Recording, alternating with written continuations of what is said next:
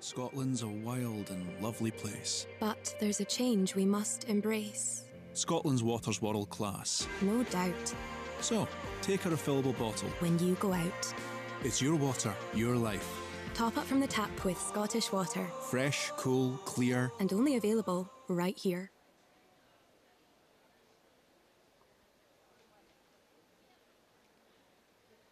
Good afternoon and a very warm welcome back to Tollcross for the Scottish National Open Championships of 2018. This is the second final session of the 4-day meet.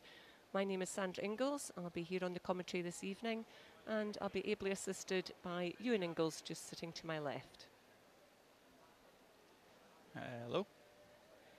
So just having a wee look at the pool, that lovely shot of the pool. It's looking absolutely fabulous at the moment. And we have the card coming up for what we have in store for us this evening. So we start off with the women's 200 metres individual medley, MCB and A finals, followed by the men's 400 free, then the women's 100 breaststroke, the men's 100 backstroke. We stay on backstroke, this time it's a 200 for the ladies, and then a 200 breaststroke for the men. It's followed then by the 50 sprints. First a women's 50 freestyle sprint, then the men's 50 butterfly sprint, and then we have the women's 800 metres freestyle, and finish off the evening with our fastest heat of the men's 4x200 free relay. So quite a selection in store for us this evening. And we look at the crowd. We do have our hashtag symbol, so if you do want to drop us a wee note, there's the hashtag SNOC18. You can drop a note and whatever you have to say. And hopefully we'll have a few people in the audience as well who'll be joining in, not only here in the audience, but also on the hashtag. So as we look at the pool, we're just waiting for the officials to come in and get this session underway. So Ewan, we're starting it off with the 200 individual medley. Yep. Now we've got the multi-classification first, 4 of the girls going in that one, followed by the B final, and then into the A final for the ladies. Beth Aitchison, she's in lane 4, Candice Hall in lane 5. Both Loughborough University swimmers. Do you know either of those two?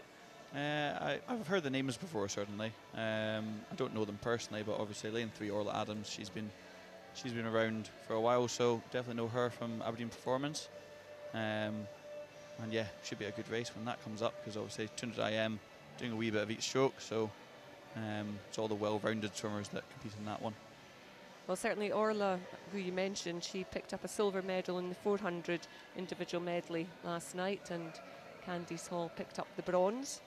So it'll be interesting if the order stays the same or reverses there. Excellent, yeah. Just depends how well they can sprint the strokes, I guess, instead of just relying on that aerobic background to get them through. You know, it's all about the fast twitch fibres. So we then move on to the men's 400 freestyle. And there again, we've got MC event, then the B final and our A final. Middle 2 lanes this time, Ryan Reeder and Martin McInnes. Have you raced either of those two boys? I think I've raced Martin on the occasion. My time of doing phone and phone calls was well before these boys. I was a distance swimmer when I was up until I was 15, 16, so these boys probably weren't on the block at that point, if I'm honest, but certainly probably raced them or spoken to them at competitions and whatnot. So then after that we come to the shorter events, the 100 breaststroke, again the 3 events there, and it's Cara Hanlon, one of your old teammates, that has that centre lane in the 100 breaststroke. That name I definitely recognise. Yeah, Cara's she has been swimming pretty well recently. Just missed out on the qualification for the Commonwealth Games last year, so you know, this year she's really got a point to prove, and she's absolutely smashing it so far. Pretty sure she PB'd out in the Mare Nostrums just a month ago. So she went 110 this morning. You would expect her? Yeah, I'm hoping that she's definitely going to go under that 110 mark. Where, you know, how fast it goes is just up to her preparation and how ready she is today. Excellent. And then we've got the men's 100 backstroke. Once again, 3 finals, our MC, our B and our A.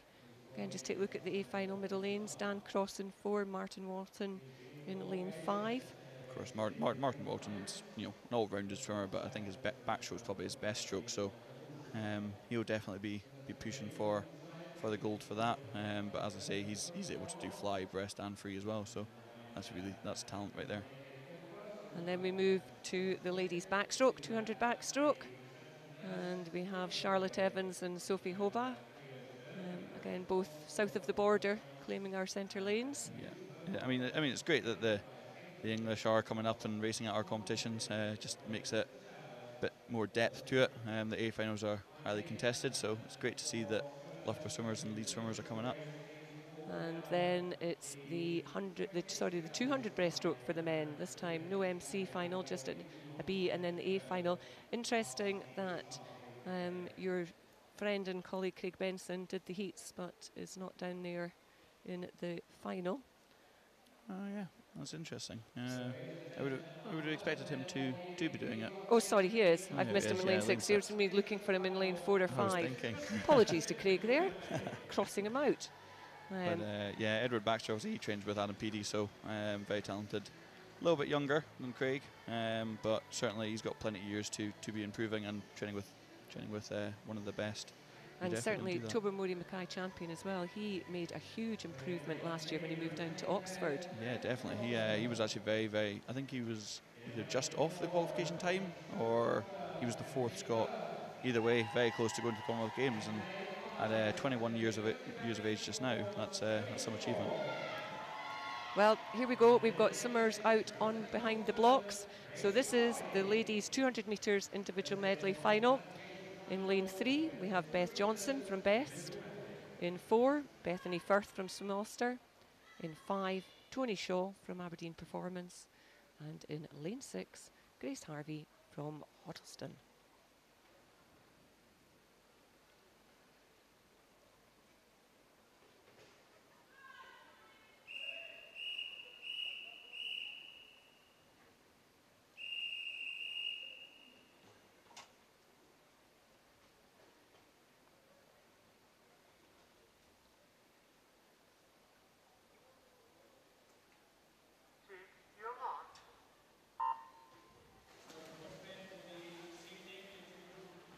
So as we see the girls dive into the pool, and we have multi-classification here. So just to give you an idea, Beth Johnson, she's an SM10. Then we have Bethany Firth in lane 4, an SM14. Tony Shaw, an SM9 in lane 5. And Grace Harvey completing the lineup in lane 6 and SM6. So it was Grace Harvey on a points that ended up top of the pile, if you like, after the heats this morning. So the finish order isn't necessarily how they come out 1, 2, 3. So off we go in that centre lane. It is lane 4. Bethany Firth, an SM14 swimmer from Swim Ulster. She's been in super form. I don't know if you've managed to see any live stream yesterday, Ewan. I know you weren't at the pool. Yeah, no, I've not picked up any, but obviously lane 5, Tony Shaw, she was out at the Commonwealth Games just a couple of months ago, so she's very talented. She's only 15 years old, would you believe? So that was some experience for her. And she was setting quite a few PBs, I think, when she was out there, wasn't she? Was she not one of the swimmers that...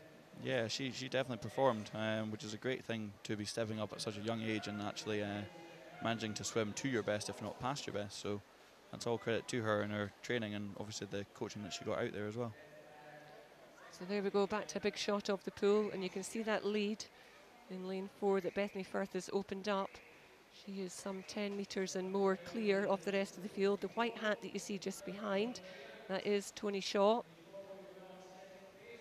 Tony, I think it was, PB'd every swim out at, every time she went in the pool at the Gold Coast. So these two swimmers are away out in front. Bethany Firth this morning, she went 2:28.51. She's turned to come home in 1:50.49.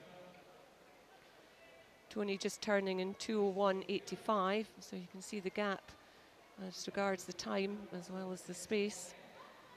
Bethany, of course, often manages to qualify for the B final of some of the open events, such as her prowess in the pool. So she's coming in just those last 2 or 3 metres, head down and in the red zone, 2:25.15. So that's some good improvement from this morning. That's a great improvement. I guess she's just sitting on the lead rope now, checking when everyone else comes in, because obviously it's down to the point. So even though it's a 3.5 second improvement from this morning, you know, it might not be enough. You just need to keep an eye on that clock. Absolutely right, Ewan. And Tony Shaw, she came in 2:39.09. Again, a wee improvement. This morning she went 2:39.86. Our third swimmer in is Beth Johnson. 2:53.56 this morning, 2:53.32 this afternoon.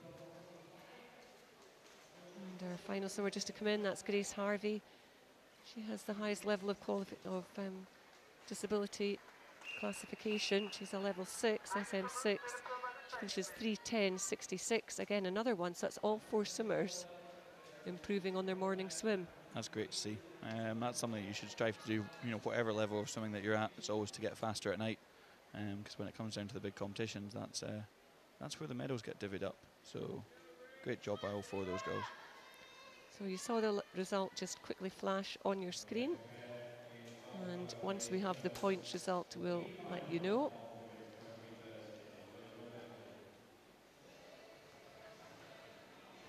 So behind the blocks now, we're moving now on to the B final for the ladies 200 metres individual medley.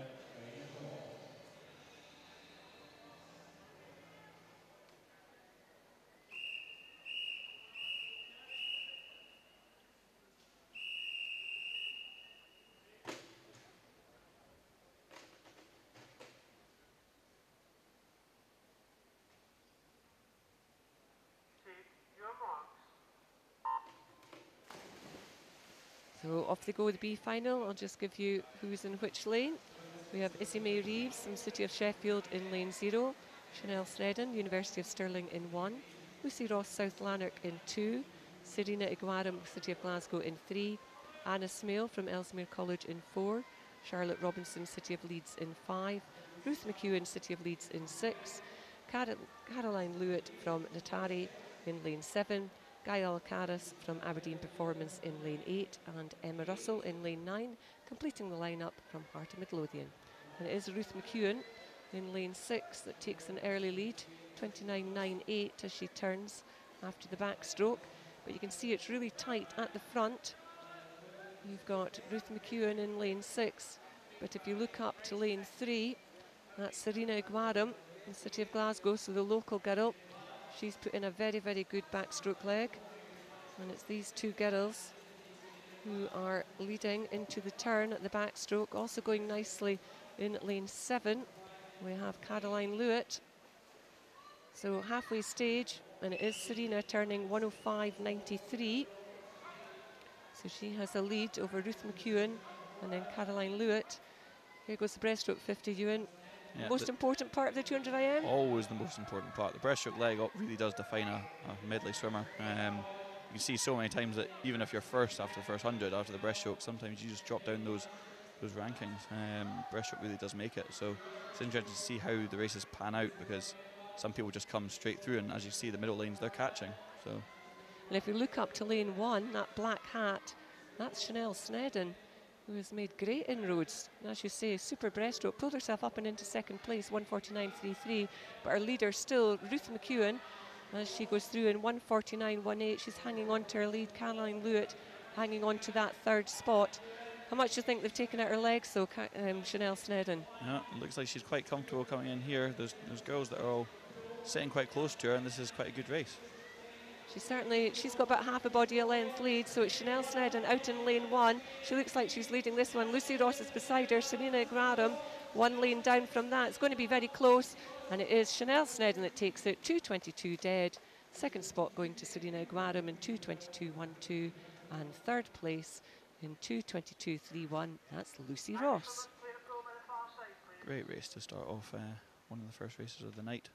Just seeing the way that different people race 200 IM. Chanel obviously with a very big breaststroke leg and managed to hold off on the front call, which is good to see. And again, those first 3 swimmers inside their times from this morning. Yep, everybody's stepping up. Great mentality to go into this competition with. Swim faster at night. Right, with the B final out of the way. That's just the swimmers clearing the water from the B final. They all go out the far side of the pool so that they don't interfere with the start of the A final. And here we have the A finalists. In lane 0, Amelia Monaghan from the Swim England East. In lane 1, we have Tara Hayworth from Edinburgh University. And then in lane 2, that's Holly Shepherd from Royal Wolverhampton School. In lane 3, Orla Adams, Aberdeen Performance. The centre lane, lane 4, that's Beth Aitchison from Loughborough University. And right beside her, again from Loughborough University, that's Candice Hall. Katie Shanahan, she's in lane 6, City of Glasgow. 7 is Pia Murray, Ellesmere College. Ellie Riley is in 8 from Heart Midlothian. And finally we have from City of Sheffield, Melanie Hall. That's your 10 swimmers contesting the 200 medley final for the ladies.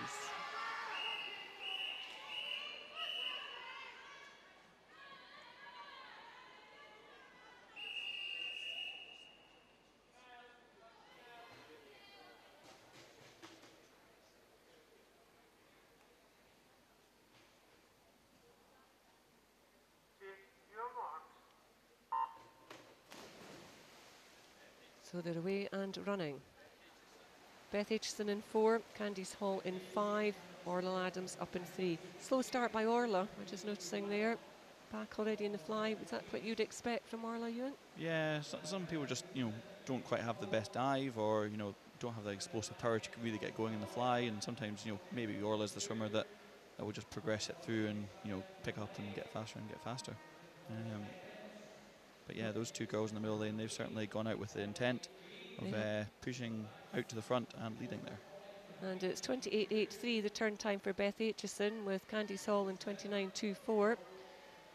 That's our leading 2.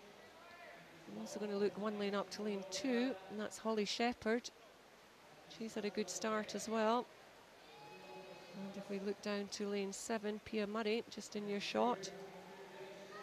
At the moment, really anybody's race. It still is though. Lane 4, Beth Aitchison. This morning she went 2:20.60 and looked comfortable.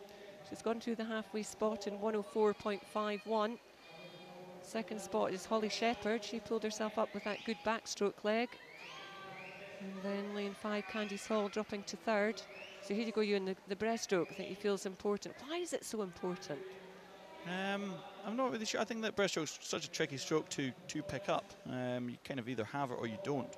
And I find that a lot of IM swimmers, if they've got the other 3 strokes, don't quite have that breaststroke leg, just makes such an impact. It's also the third 50, which is kind of the third part of each race, is normally the hardest. So as they're hitting that, they're under fatigue when they go into it. I suppose as well you also spend the most amount of time out of all the 4 strokes on that leg, so reduce it as far as possible. So 1:43.66 was the turn time for Beth Aitchison.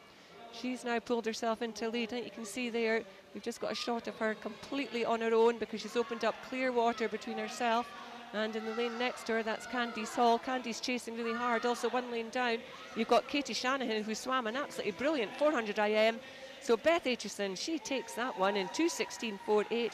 Katie Shanahan, with that wonderful finishes, comes through and takes the second spot in 2:18.58. And third, that goes to Candice Hall in 2:18.75. That was an excellent finish by Katie Shanahan. Katie swam that brilliantly.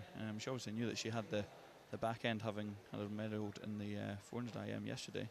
And as soon as she saw Candice Hall just sitting there, she thought, yep, I'm having you. And she's only 14 years old. Wow. So we will have a Scottish Open champion, Beth Aitchison, and we'll have a Scottish National and Junior champion in Katie Shanahan. Wow, that's very impressive. It is, and she's obviously recovered from doing the 400 IM yesterday. What will she have gone through to aid her recovery? It's very individual, the recovery protocols that people do. Some people will like an ice bath or just a light bit of stretching, but the most important thing for me was sleep and eat. Get the fuel back in me and get to bed early so that I was set for the next day. Right, here we go. It's the men's turn. So we start off with the MC event and the men's 400 freestyle. In lane 3, we have Rhys Gill, an S9 competitor from Ithen. In lane 4, Oliver Carter, an 18-year-old from Carnegie, S10. In lane 5, Adam Donaghy, S8 from South Lanarkshire. And in lane 6, Cameron Hemphill, an S10 competitor from Incas.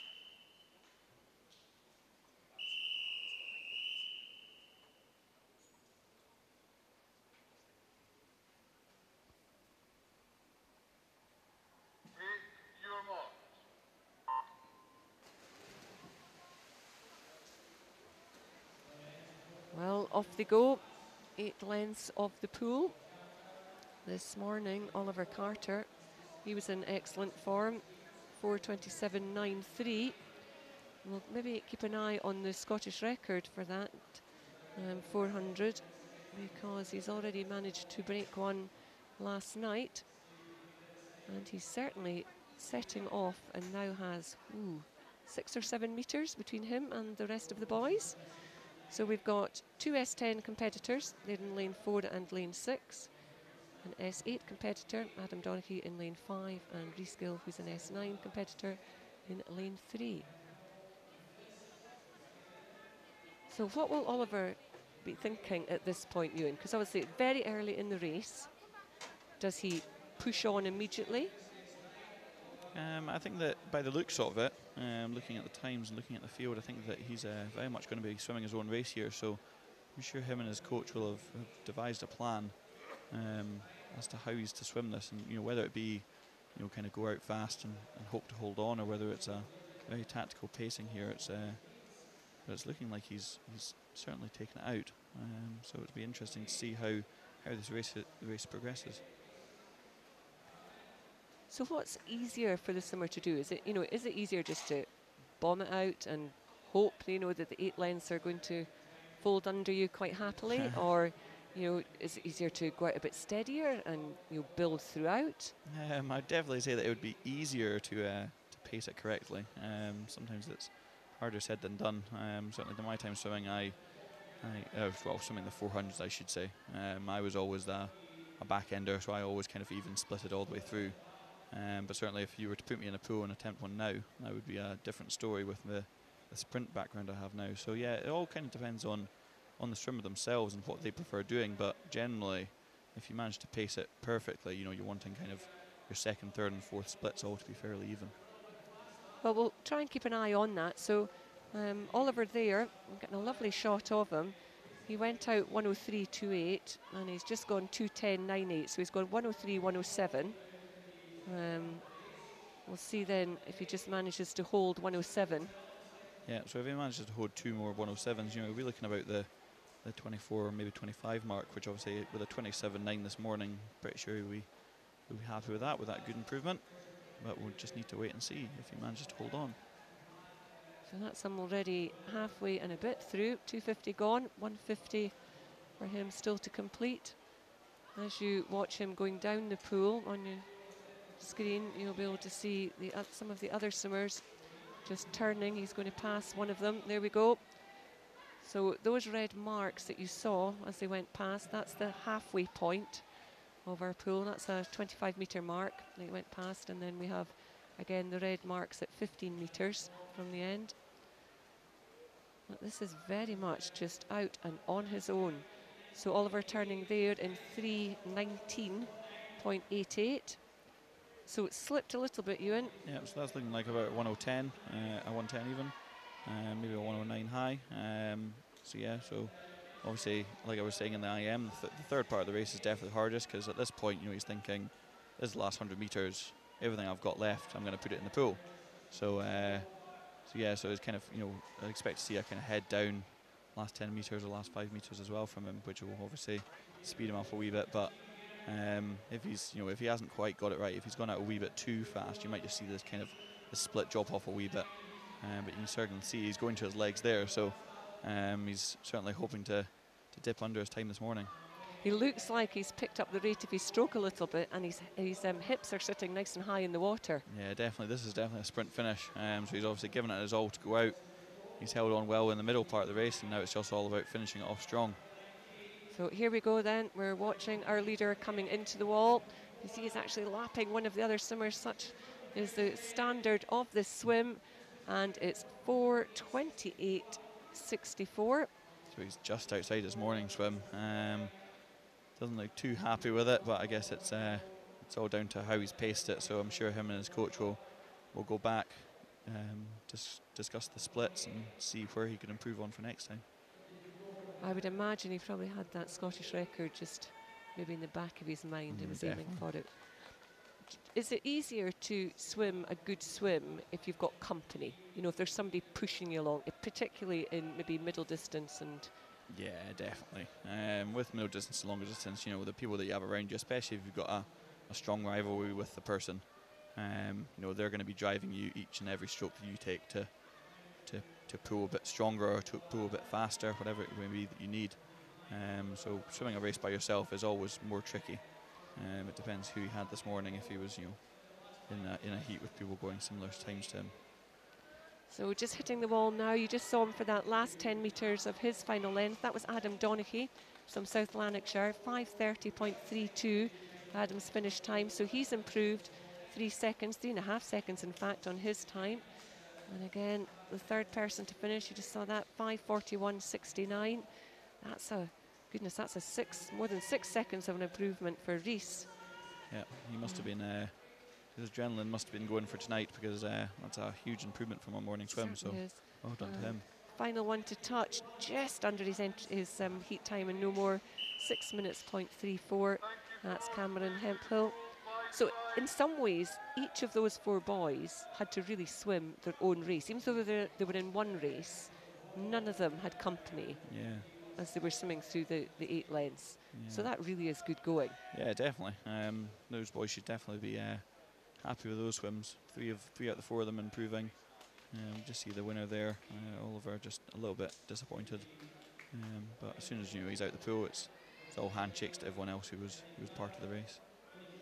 I think probably just more disappointed in his own performance than anything else, isn't it? Yeah, definitely. It's just not quite getting the race right. You know, the strategy of pacing each 100. He might have just gone out a wee bit too fast or pushed the second 100 a bit too fast. But certainly, if he thinks there's room for improvement, then that Scottish record will definitely be falling soon.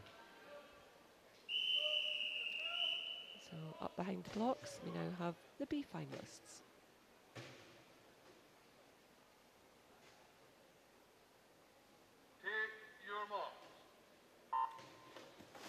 So I'll just give you the competitors for this one. In lane 0, we have John Wright from Aberdeen Performance. In 1, it's Ross Hill from Loughborough University. In 2, Scott Godby from Edinburgh University. In 3, Lewis Binning from Swim England East. In 4, Billy Petit from Ellesmere College. In 5, Daniel Whiffen from Lisburn. In 6, Henry Pearce from Swim England East. 7 is Angus Allison from Warrender Bass. 8 is Liam McLaughlin from Warrender Bass. And 9 is Dalton Clapman from City of Leeds. So we've got 2 juniors in this B final, lanes 7 and 8, Angus Allison and Liam McLaughlin. Very little to choose from them on paper, 4:12.61 for the former and 4:12.95 for the latter in this morning's heats, and the junior title will go to one of them. This is a really good start from lane 2 of Scott Godby. He's out in 56.90. It looks like he's really pulling away from the field here, so that's him in your shot right now. Looking very strong, very confident with his swim. Hopefully he can hold on right till the end. Now, funnily enough, this morning he looked really nice and long, but almost lethargic, I would have said this morning. I really expected him to be in the A final, because he's in with an entry time of about 4 minutes. Maybe he just took the foot off the accelerator for a wee bit this morning, a bit too long. You know, he might have just been trying to preserve some energy for tonight. It's a 400-metre front crawl. It's not exactly an easy event to be doing, twice in one day especially. So he might have just been, relaxing this morning, thinking, oh, I'll cruise into the final, and then just a wee bit surprised at the speed of the rest of the boys. But he's slowed his stroke quite a wee bit coming into this wall, so I don't know whether he he was just going for a good 200 swim, or what's going on. So he's gone 56.9 and then he's gone 63. Looks very long, very comfortable. Second spot at the moment in lane 1 is Ross Hill. But there you have in our shot, that's Scott Godby just very much out and in front. He's a 20-year-old from Edinburgh University. They're looking at the whole field. Trying to get back on terms with Scott is Billy Petite in lane 4. He's certainly the first one really to mount a bit of a challenge. And then third to the turn up at that top end for us was Daniel Whiffen. So I think you can see they are getting a wee bit closer to Scott, and it will depend whether Scott can just manage to pick up that stroke rate. Seems to have dropped off quite a bit. It does. Ewan. He also, I noticed he's just breathing to his left the whole time. I don't know whether he can see the advance coming from lane 4 in Billy. On the other way down the pro, I'm sure he'll spot him and he'll give him a wee bit of race. But obviously in this situation, these boys have each other to race, so it's definitely worth using each other and try and push each other on.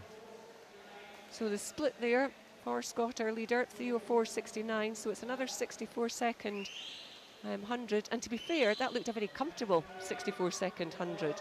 And as Ewan said, Billy Petite, he's now the one that's pressurising Scott. Scott looks like he's gone to his legs a wee bit more there. Yeah, it definitely looks as if Scott's picking it up now. I don't know whether that's because he's seen the advance or whether he's got a wee bit more energy than he thought he had, but he's certainly pushing it on, and that's him coming around the 350 turn.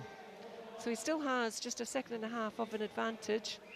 In fact, a wee bit more of an advantage. And then there's a big battle, though, going on for the third spot. You can't quite see that on the screen at the moment, but Scott's out in front. Still that body length clear. So Scott 1, Billy 2. And then there's a huge battle going on for that third one. At the moment, it's looking like lane 3 that's got the best of that one. That's Lewis Binning from Swimming and Least. Very short, choppy stroke there, but he's certainly using it to good effect. So Scott finishing there, 4:06.57. Second spot going to Billy Petite. And third to Lewis Binning with that fast finish. Nice shot there of Scott. And again, big improvement, 4:12 to 4:06. Yeah, 6 seconds is massive, so I don't know whether Scott, something just didn't go quite right this morning, or whether he was just relaxing a wee bit too much, but that's certainly a better swim. You see him going straight arm for the last 5 metres just to get that extra wee bit of power into the wall.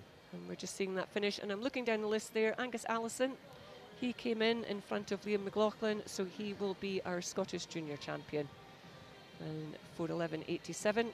Well done to Angus for that one. He's really been on super form. Another improvement from him as well from this morning, so that's just Scott Godby looking a bit tired on the side of the pool. Obviously 400 metres is a long way to go, so it's obviously need a bit of help out the water. So here we go. We now have the A finalists, and in your picture we have in lane 0 Casey Barrett from Royal Wolverhampton Schools, and then in lane 1 Tom Bealey from Aberdeen Performance. In lane 2, that's Josh Williams from Wickham District. In lane 3, Jack Shillinglaw, Ellesmere College. In lane 4, Ryan Reeder, Deventio. 5 is Martin McInnes from the City of Glasgow. 6, Joseph Mooney, Munster. 7 is Daniel Johnson, Royal Wolverhampton. His teammate, George Barber, is in lane 8. And finally, we have Ben Prosser from Wickham District in lane 9.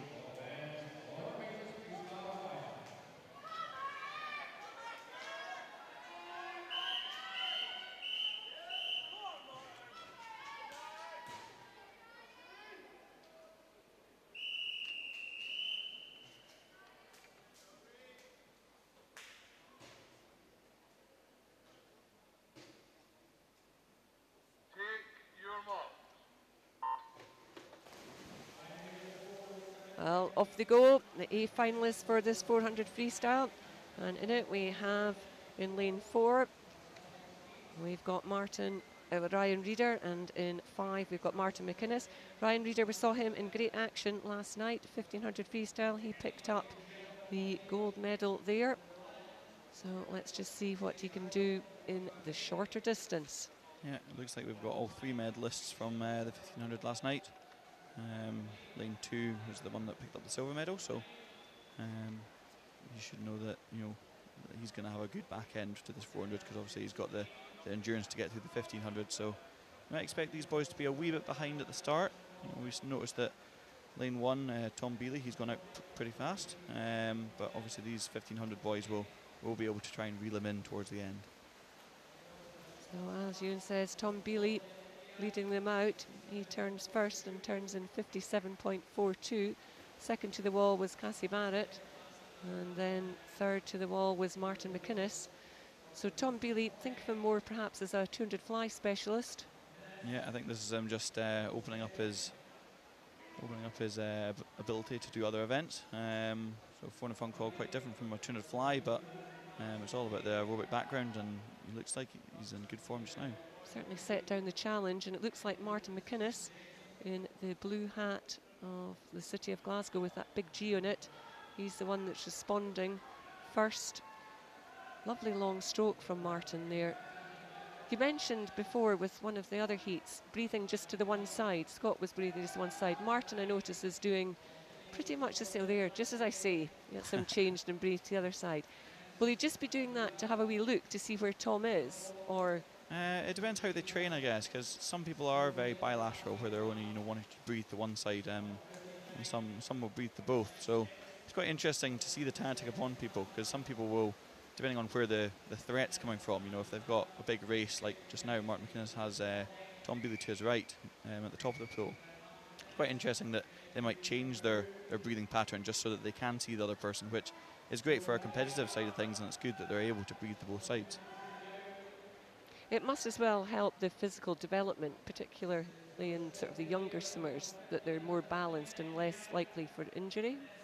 Yeah, definitely. I think if you're always breathing to one side, then you strain the risk of pulling out a shoulder muscle, or, you know, getting that single lat a bit tighter than the other one, or, you know, it can create an imbalance. So it's always good to be able to breathe to both sides, and even if it is a matter of, you know, breathing every second stroke, one way down the pool, and then breathing to the same side of the pool the way back, just breathing the other way. All depends on the swimmer's preference, and I guess where the race is coming from. Well, we're certainly getting a good race here. Tom Bealey, he took it right out from the start. He's holding on to that lead. He's turned with 100 to go, 3:02.35. Still Martin McInnes that's chasing hard, 3:02.91, so just half a second in it. And then Ryan Reeder, can he do anything about that? We know he's got the strength. Has he got the speed now in his stroke to manage to maybe come up and begin to challenge the leading two? It's getting very, very tight at the front. There's really nothing between. In lane 1, that's the lad from Aberdeen Performance, Tom Bealey, led from the start. And then in Martin McInnes. Martin McInnes just turning 0.2 ahead of Tom Bealey at that final turn at the top end. Both boys absolutely gone to their feet. In between them, you've got Ryan Reeder. It's looking like Tom at the top, Martin at the bottom. Blue hat for Martin, white hat for Tom. Tom has definitely responded to the challenge put down by Martin, and he's coming back really strongly. Nothing in it. Which swimmer is going to put his head down and get to the wall first? It's looking like Tom Bealey's got to take it. What a gutsy swim. 4:02.84. He came back in 60.6 seconds to take that one. Martin McInnes, he takes the silver, 4:04.05. And the bronze medal, that one will go to Ryan Reeder, who took the gold in the 1500. Well, that was a good race. That was a very interesting race, actually. I thought that the 1500 boys would push Tom all the way to the end, but it seemed like Tom came off that last wall and just his underwater was next level, and I think that's his prowess of being a 200 fly swimmer. You know, his fly kick's so strong, so as soon as he goes under that water, he's going to pop up a wee bit ahead of you. Interestingly enough, Scott Goldby's time from the heat before was obviously 4:06, which would have put him in 4th place there in that race. So bit disappointing to not see him in that race, but hopefully next time he will be. So you're talking about the underwater there, you know, the butterfly kick, and young swimmers are always encouraged to use their butterfly kick underwater. How important do you think it actually is? Oh, definitely. You know, as you go up the distances, when it's around the 800, the 1500 mark, you really don't see much underwater happening at all. But I mean, greatest Olympian of all times, Michael Phelps, had one of the best underwaters of all time, and you know that really did give him the medals that he earned. So we've got a lovely shot there of Tony Shaw on the podium, and that's Alison Lowe, the SASA president, and that was Tony getting her medal for the first event, the women's 200 metres individual medley. As Ewan said earlier, she really is some talent, Tony. Lovely to see her smiling and on the podium. She did so well getting into the finals at the Gold Coast and wasn't far off a medal. Yeah, definitely. I mean, she could never be disappointed with her performances because she progressed so well, constantly PBing. I think that obviously it just plays on your mind a wee bit. You know, even once you do well, it's kind of like, could I have gone a wee bit faster and then just quite picked up a medal, and that would have been pretty phenomenal for her. Well, here we go. We've got our second presentation of the evening. So just coming up onto the podium now for the bronze medal. That's Loughborough University's Candice Hall. And then getting her silver medal from Alison Lowe. That's City of Glasgow's Katie Shanahan. And our Scottish Open champion, also from Loughborough University, is Beth Aitchison. We then go back to Katie, and Katie is not only our Scottish national champion, but also our Scottish junior champion. That's quite phenomenal, isn't it? Looking at her with the 3 medals from one event, 1 silver and 2 golds. Just because she's 14 years of age, and obviously she only got beaten by somebody south of the border. So that's a great swim from her.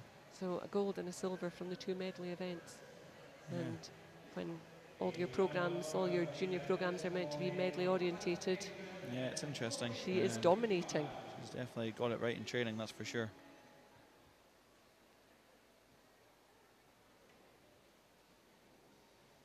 So we'll just have a wee look, and here are our medalists for the MC 400 metres freestyle. Our bronze medalist from Ithen is Rhys Gill. And then our silver medalist from South Lanarkshire, that's Adam Donaghy. And top of the podium, our gold medalist from Carnegie with that superb individual swim, Oliver Carter. Interestingly enough, in that presentation, that was the order that those boys finished. Quite often in the disability events, you see that the fastest might not always get the most points, but Oliver just had the biggest lead. And other boys' points didn't quite add up to his. And he did look a bit happier by the time he got to the podium. He did look a bit happier, yeah. Which is good. He must have gone round and spoken to his coach and realised that the swim he did was really good, and he swam it by himself. So hopefully he'll have another chance as well this summer, but there still are a couple of meets just to finish off with. So we have another presentation. Here we go. There's the boys straight out of the water from that 400 free A final, and now standing behind the podium. So our bronze medal this time from Daventio, that's Ryan Reeder. And the silver medalist absolutely gave it his all, City of Glasgow's Martin McInnes. Looks a wee bit weary there. But leading from the start, relinquished that lead only briefly, fought back hard from Aberdeen performance, well deserved. Tom Bealey, lovely smile from him. That really was an excellent swim. So he is both our Scottish national and open champion. And from the B final, Warrender Bass Angus Allison, he will be our Scottish junior champion. yeah, you saw Martin McInnes a wee bit upset there on the podium.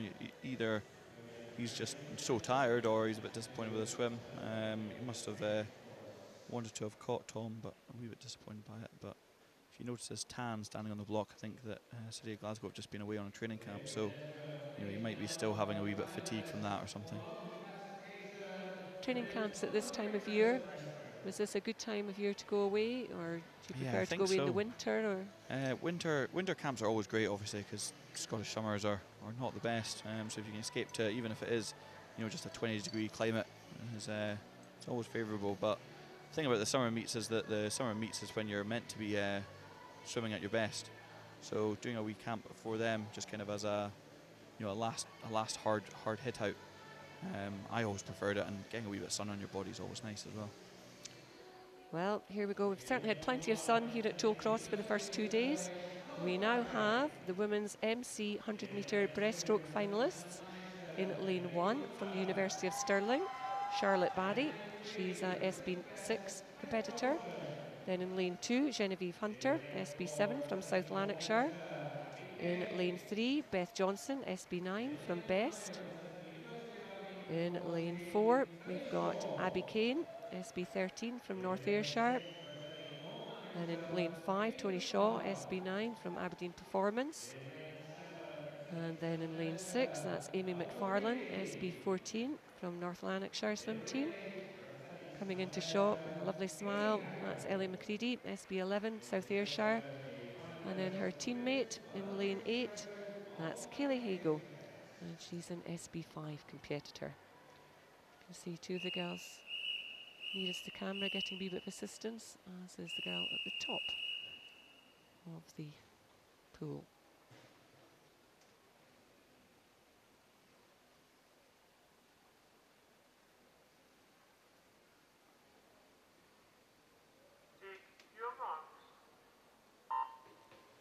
So all of these girls are from different categories in the disability calendar. So how they finish may not be the 1, 2, 3 once the points are sorted out.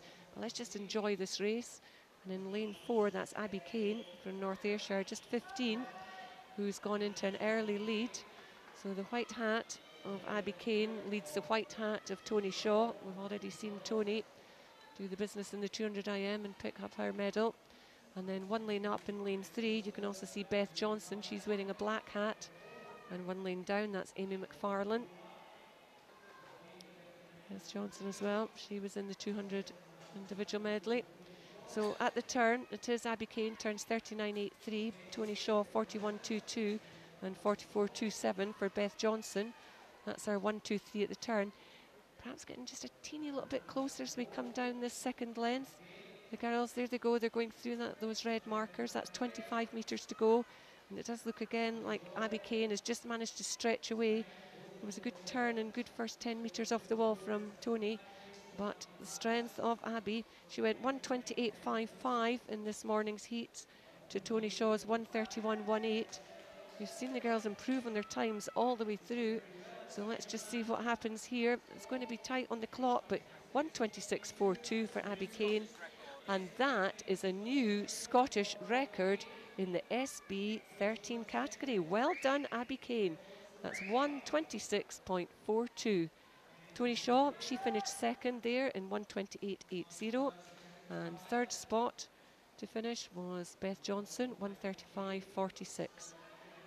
There's a lovely shot, a really, really nice shot of Abby Kane. New Scottish record, 1:26.42. And she just looked so long, so strong coming down that second bit, especially I would have said the last 25. Yeah, definitely. Looked like a very controlled race. Looked like she led it from front and held on great.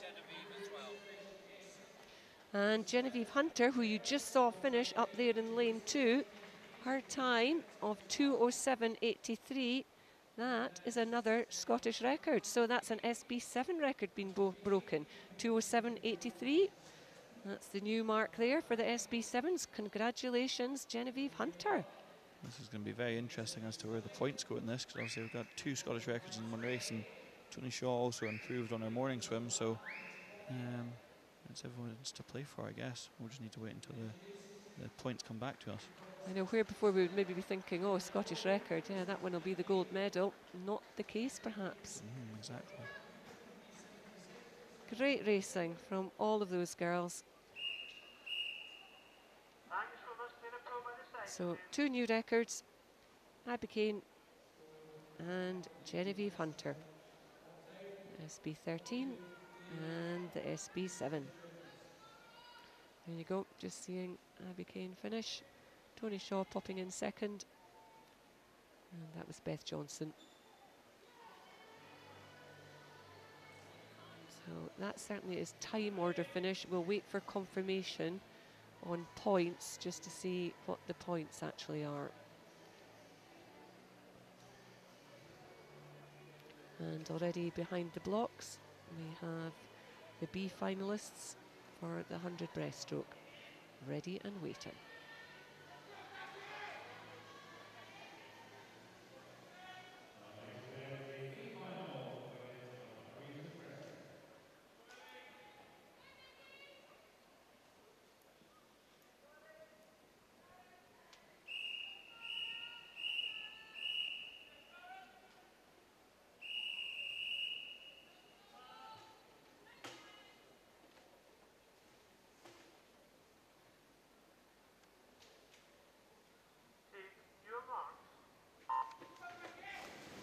We'll just quickly run through the swimmers in this one.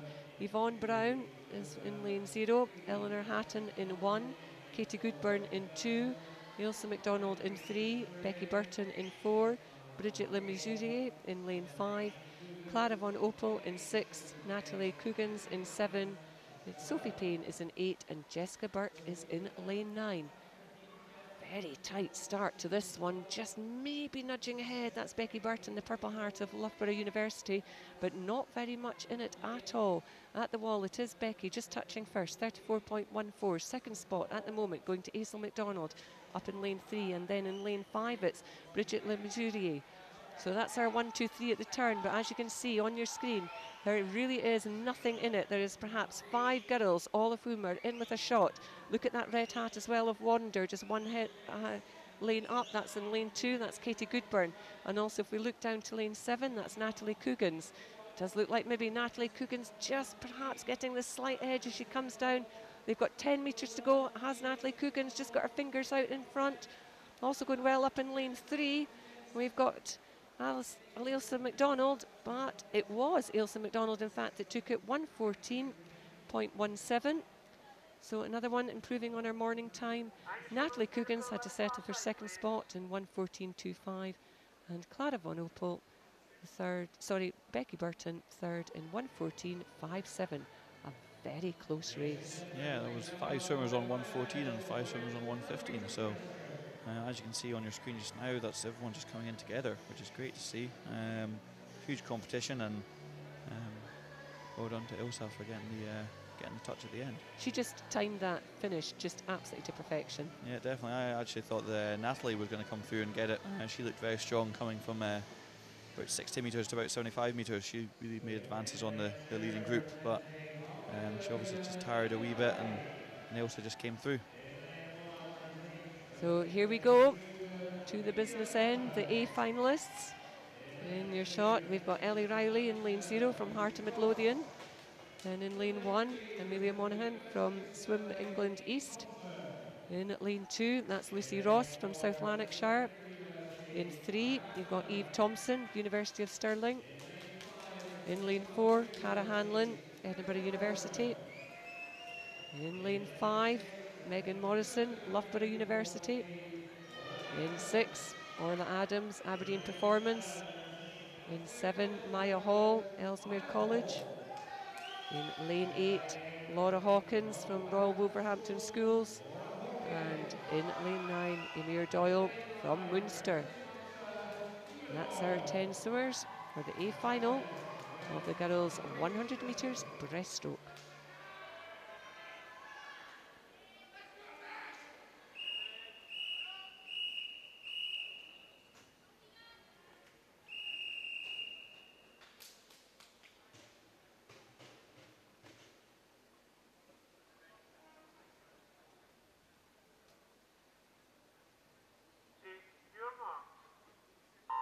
I'll put you on the spot, Ewan. They're off and away. What time is Cara going to do, and is she going to take the title? Oh, that's a tricky one. I'd definitely give the race to her.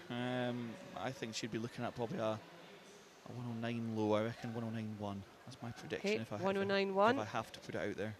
But obviously Megan Morrison's definitely out there to upset that. Both the girls have very good 50 times, so they're both going to be going out pretty fast, and it's who can hold on. Well, at the moment, it is Cara Hanlon. That white hat of Cara just has the edge over her neighbour Megan Morrison in lane 5. Cara turning 32.06. Second to the ball, Megan Morrison 32.66. And then we have Eve Thompson 33.62. But off that wall, that was a super turn by Megan Morrison. Cara, of course, isn't particularly tall, so she's going to have to work hard. There we go, we're through the 25 metres to go, and it does look like Cara's just managed to pick it up a little bit more. She's now maybe half a body length, 3/4 of a body length. In fact, she's drawing away with absolutely every stroke. So she went through the turn in 32 point. What can she come back in? Can she make it underneath that 110? Looking good to the finish as she spotted the wall, 109.37. Second spot, that goes to Megan Morrison, 110.74, and third, Orla Adams, 112.48. I'm just going to have a wee look for our juniors, with 3 juniors in there. And it looks like Lucy Ross will take the junior title. Lucy finishing 5th there. I also don't need to feel bad because I predicted ahead of what Cara went, so I won't be getting in trouble after this. Good. So 109.37, would we say that's a mid 109 rather than a low 109? I'd probably still say it was a low 109. I'd give her that, but not quite the 9-1 that I was thinking. Still it's a 0.8 progression on this morning, so if she was happy with this morning's swim, then it's definitely a lot better. But yeah, it was a good race all the way through. Megan really did push it down the first length, and it was just, she tied up a wee bit in the last 25, but good swim from both those girls. So there we go, we've got the girls just getting out the water. And as they clear the water, we welcome to the pool side the MC finalists for the men's 100 metres backstroke.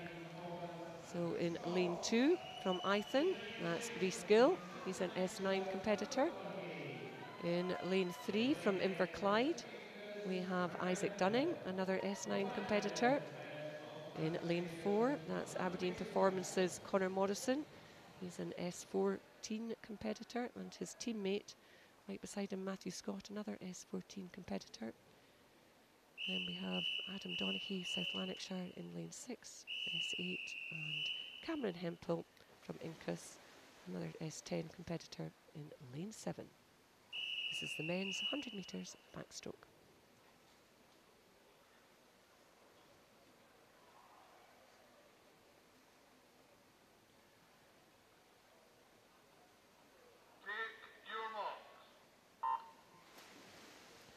So off they go. Looked like a good start and away from from Connor Morrison, and straight up and into a body length lead. Yeah, that underwater was really impressive from Connor. He's obviously been working on that in training, and that's put him as the only swimmer in your shot already. And Connor's been doing really, really well. His time's just been tumbling. He now has a call up to the British team. Yeah. So looking forward to seeing him don his British kit. Very, very well deserved. Yeah, definitely. We're obviously putting in good work up in Aberdeen Performance, because him and Matthew Scott, the top 2 seeds going into this. It's great to see. So already about 5 or 6 metres of a lead as he went through the halfway stage, turned in 33.36. Second to the ball was Matthew Scott, 38.15, and then 39.66 for Isaac Dunning up in lane 3. So the 2 middle swimmers in lanes 4 and 5, Connor Morrison and Matthew Scott, they are the same category, they are S14. Isaac Dunning, who turned 3rd, was S9. But we're just honing in as he comes 5 metres into the ball, into those red zone. Connor Morrison, another singular swim, and touches the ball 111.48. That's the first one maybe tonight that we've seen just outside his morning time. He won 110.65 this morning. Second spot, that goes to Matthew Scott, 119.98. So another one just very slightly outside his morning time. Third, going to Isaac Dunning, 123.33. So that was our 1, 2, 3. There's the shot of Connor in that University of Aberdeen hat. And just coming into the wall, into shot just now in lane 7, the green hat of Incus. That's Cameron Hempel, our S10 competitor, finishing 144.20.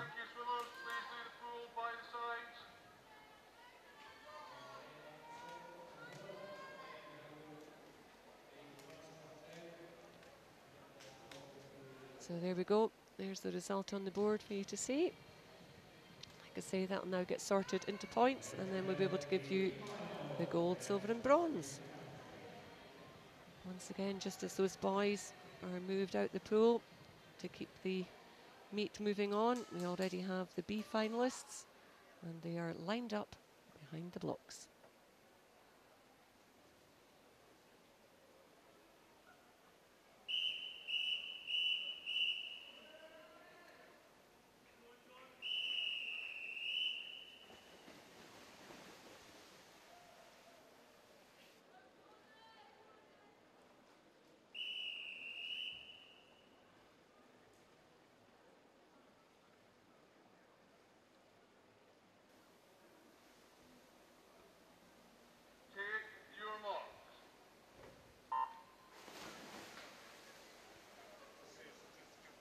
So this time we are away and running for the B final for the men. Just quickly give you who's in this final. In 0, we've got Jordan McPhail. In 1, Keir Edgar. 2, Mark Boyle. 3, Joe Watt. 4, Angus Barr. 5, Ryan Robertson. 6, Luke Robbins. 7, Simon Kinlant. In 8, Miles Skirk. And in 9, Luke Galland. And they're to the halfway stage, and it is Joe Watt from lane 3 turning first, 28.06, but it is very tight right beside him. Angus Barr is going well in lane 4, and also we've also got Ryan Robertson thereabouts, so it's looking tight, those centre lanes 3, 4 and 5. Joe Watt in 3, Angus Barr in 4, Ryan Robertson in 5. Looks like it's going to be a battle between 3 and 4. Joe in 3, Angus in 4, absolutely nothing between them. It could be lane 3 that's going to take this. Joe Watt takes it in 59.08. Second spot going to Angus Barr, and third to Mac Boyle. That was a good step up from Joe Watt there to take that final. Angus Barr did lower his time by 0.1, but Joe Watt lowered it by 0.8. So a bit more of an improvement for him from this heat swim. Blowing from hard. Lane 3 into taking the win. So good spot of the ball there as well. Yeah, just I think that stretch. Yeah, all those boys had pretty good finishes. I think that was just the order that they were coming through the last 5 meters was just already decided the race. But as you see it on your screen just now, it's only 0.3 between first and third, so it's a very good race to watch. So here we go then, once again to the business end, the A finalists. They are just beginning to line up behind the blocks, and there we have them. So in lane 0, we've got Andrew Sawkins from Edinburgh University. His teammate right beside him, that's Chris McComb in lane 1. Then it's Loughborough University's James Brown in lane 2. Then we move to lane 3, that's Oliver Fitt, University of Stirling. In 4, Dan Cross from Loughborough University. In 5, we've got Martin Walton from the University of Stirling. 6, that's Scott Gibson from South Lanarkshire. 7 there in your shot, Joe Litchfield, Loughborough University. 8 is Charlie Brown, City of Sheffield. And 9, Mark Ford, City of Glasgow. Just to be aware there, Mark Ford is our only junior in the field, so if he completes this without disqualification, he will be our Scottish junior champion. Just 3 Scots in that unit, the rest are from south of the border or over the sea.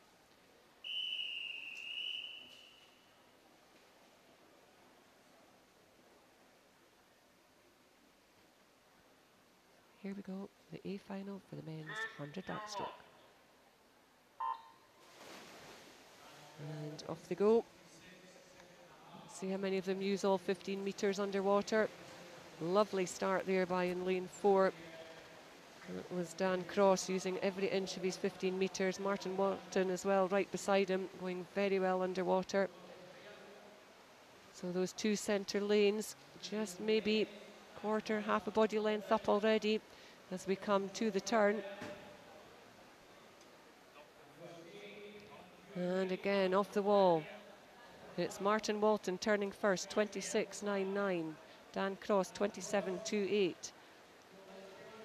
So it is, those the yellow centre lanes. The yellow lanes, they mark 4 and 5 always, and it's looking like lane 5 this time, Martin Walton. Martin very much stepped up the pace as he's coming down this second length, also going nicely in 6 and 7, Scott Gibson in 6, Joe Litchfield up in 7. Oh, just look at that finish. We've got a shot straight from the camera head on in lane 5. Now, we'll need to wait for that result to come through. The finish order, we think, was Martin Walton taking that. But at the pool, you'll see the boys, they're all just hanging on the lane rope, looking over. What you can't see to their left is a blank screen. And that has now been replaced with our finish order. So our finish order there is Martin Walton taking that one, 56.47. Second spot going to Scott Gibson, and third to Dan Cross. 56.79 was Dan's time, just 8/100ths between second and third. Always a worrying time when the scoreboard goes blank, because you think that disqualification could be coming in. Obviously, if it's in the top 3, then the 4th place might be quite happy to see the board go off, because he might pick up a wee medal for his effort. But thankfully, no disqualifications in that one. So 1, 2, and 3 are all confirmed. Certainly the middle 2 lanes were using every inch of the 15 metres underwater, which they need to do that, but you've got to have it really exact. Yeah, it's a lot of training to get that right, making sure that you're putting in the right number of kicks. I think that by now, these boys will know exactly how many kicks to do, which will get them exactly to the 50-metre mark, and then they can pop up and get swimming. So here we go, we're at a presentation. That's Morag MacDonald, who's a SASA Vice President. And on the podium there, I think that's Beth Johnson from Best, picking up a bronze medal for her efforts in the 100 breaststroke. Tony Shaw finished second, and Abby Kane took the gold. But none of those girls are around. So here we go. This is the A final. So to Orla, Aberdeen Performance. Silver medal, that went to Loughborough University's Megan Morrison. And a gold medalist, the Scottish National and Open champion with a lovely smile there. That's Cara Hanlon from the Edinburgh University Stroke boys, just out the water. They'll be grabbing their T-shirts and heading across to the podium.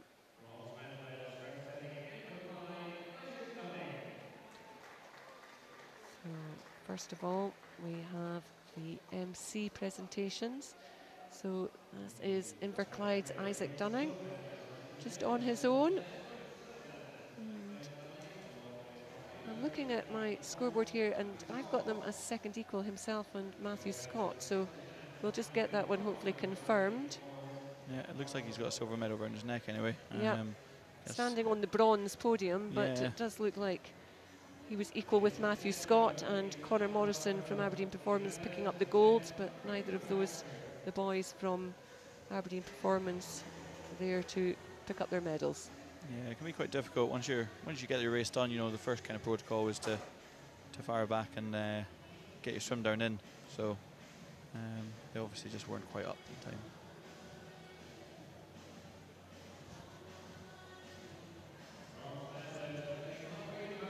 So here we go, our final presentation at this point in time, and this is for the 100 backstroke. And on the podium there we have Loughborough University's Dan Cross picking up the bronze medal, and then we've got South Lanarkshire's Scott Gibson picking up the silver medal, and our gold medalist in the Scottish Open champion from the University of Stirling, that's Martin Bolton, sorry. And then we go back to Scott Gibson, and he is our Scottish national champion. So 2 medals for his effort over the 2 lengths. And then finally, Mark Ford, he picks up the Scottish junior champion, City of Glasgow. Just 15, he's got another year in it, Ian. Pretty good going. Pretty good going getting in that A final. All the times were very close, and obviously the B finals times were very good as well. So he obviously did a good job this morning to get his name up in that A final. He deserves that junior trophy for it.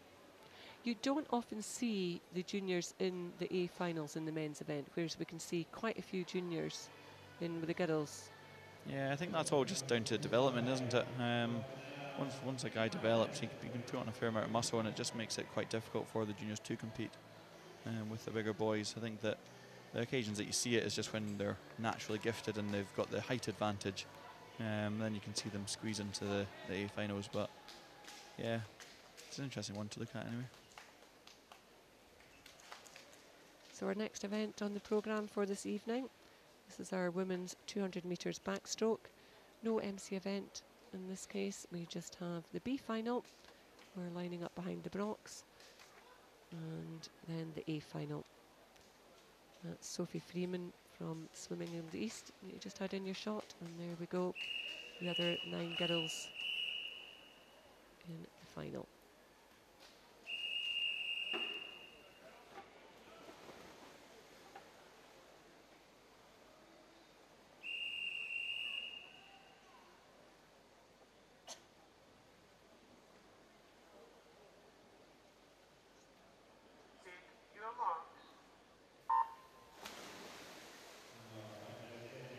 So once again, just run through who we have in this final. Up in lane 0, Sophie Freeman. In 1, Issy Mae Reeves. In 2, Isabel Gibbs. In 3, Jemima Hall. 4 is Emily Grant. 5 is Olivia Gardner. 6 is Emma Cruikshanks. 7 is Erica Shopek. 8 is Lauren Stott. And 9, Ellie Wheeler. Now, Emily Grant there, that's in the centre lane. She was on the podium last night in the shorter event, probably likes the shorter event a little bit better, picking up a bronze medal and also the Scottish national champion. But this time, not just 1 length, she's got 4 lengths to do. It's lane 3, Jemima Hall, who was first to the turn. And if you look up, you can see that red hat on the top of the pool. Issy Mae Reeves, City of Sheffield. She's coming strongly down the second length. And then Jemima Hall in 3, Emily Grant in 4, and also going nicely, white hat of Emma Cruikshanks in lane 6. So Issy Mae turned first, 108.70. Emma Cruikshanks second to the turn in from lane 6, and Jemima Hall just dropping to 3rd after her first fast 50. Lovely shot there of lane 6. Yeah, it's all pretty close as well. And if Emily Grant's got the speed in her, you never know what she could produce down that last length. You know, she might just pick it up and go to her legs, or up the rate a wee bit. But it's looking like the other 4 girls have just taken a wee bit out of her just now. So certainly there's 3 of them almost feet to the ball simultaneously. Olivia Gardner in lane 5 has come through to turn first, 145.43, followed by Jemima Hall and then Issy Mae Reeves. Well, everything to play for coming down this second length. Just looking at their technique, lovely still heads. How important is that in the backstroke? Yeah, definitely. Quite often that they'll do a drill where you put a wee cup of water in your head and make sure that it can stay. I've certainly tried it in my time swimming and could never succeed at it. Hence why I was not a backstroker. Lovely backstroke. There's 3 girls coming into the wall absolutely together. Let the pads sort that one out. And it was Jemima Hall from lane 3 that took it in 2:21.54. Second spot going to Emma Cruikshanks from lane 6, 2:21.84, just 0.3 in that one. And then 2:21.90, Olivia Gardner from lane 5 taking the 3rd spot. Yeah, that really did come down to who had the better finish. I think that Jemima really did hit it on a full stroke, so she manages to take the win there. But that could have gone to any of those 3 girls there. Really very little in it. Yeah, 3 definitely. 10s and then 6 100s was that? I just saw flashing on the screen. Yeah. There we go. All into the wall. 2 swimmers as well up at the top. They were having a fair battle for 4 and 5. Yeah. That was Sophie Freeman and Issy Mae.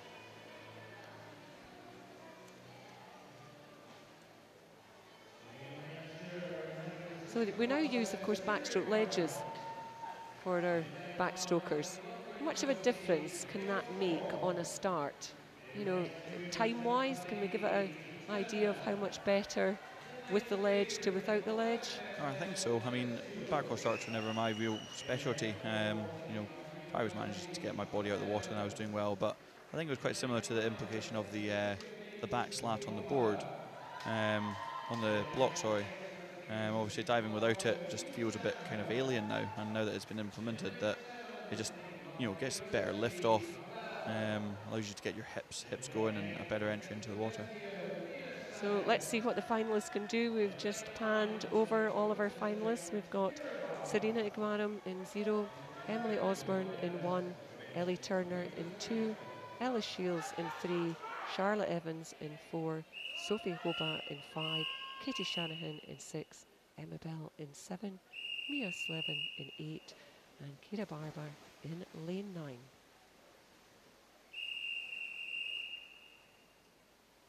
Lovely shot there of the backstroke start, coming from lane 5.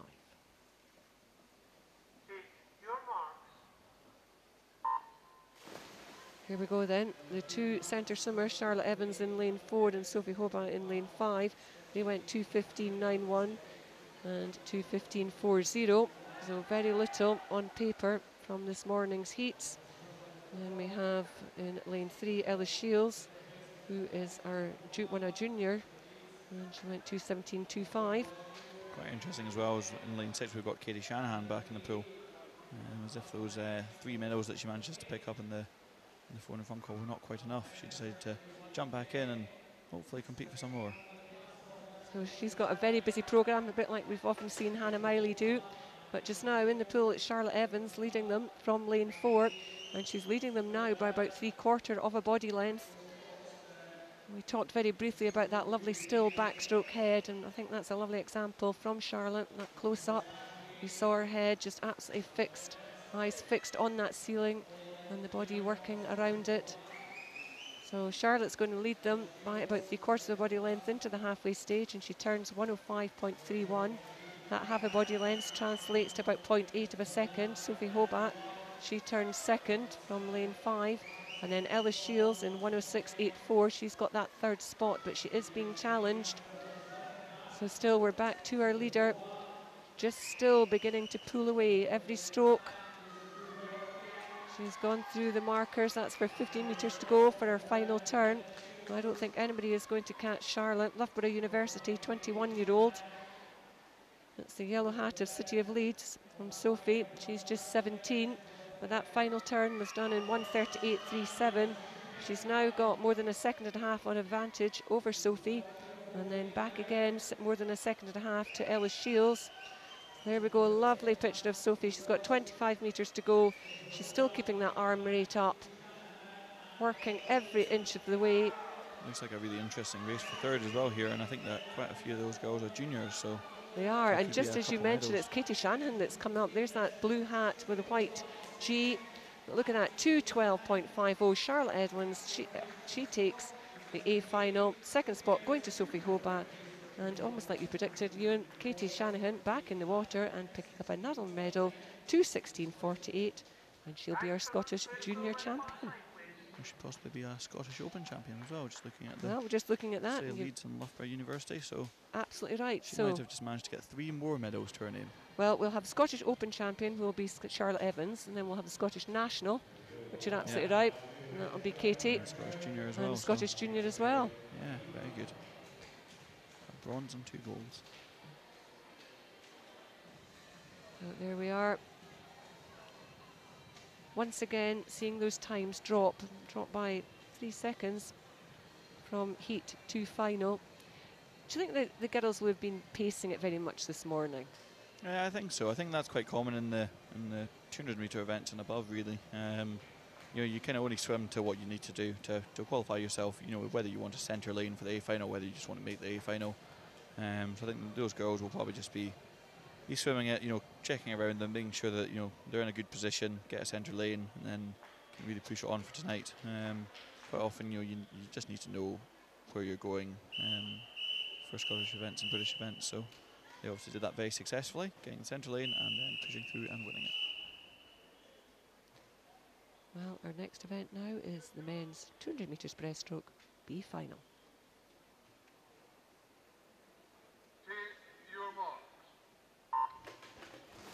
Off they go. I'll give you the B finalists. In lane 0, we have John Keane from West Lothian. We've got his teammate beside him, Daniel Ferguson. Then we've got Fraser Allison in lane 2 from Warren-der-Bass. James Billiwo from Ellesmere College is in lane 3. Jonathan Milner, City of Leeds in 4. Ross Young from Edinburgh University in 5. George Smith, Ellesmere College in 6. Thomas Muskemming from Warren-der-Bass in 7. Adam Metcalf, Ellesmere College in 8. And Liam Burrow from the City of Leeds in lane 9. They're already at the turn, 31.18. And that was Jonathan Milner from lane 4. Also going nicely down at the bottom of your screen. And you have a look, lane 8. That's Daniel Ferguson. So one of 2 swimmers from West Lothian. The other swimmer in lane 9. Sorry, Adam Metcalf it is. On the other side of the pool, we've got John Keane up in lane 0. That's our junior. That was the one that I was wanting to point out to you. It is Adam Metcalf from Ellesmere College, who is up there and pushing Jonathan Milner all the way. So Adam Metcalf turning 107.70, just 0.21 behind. We've got Jonathan Milner.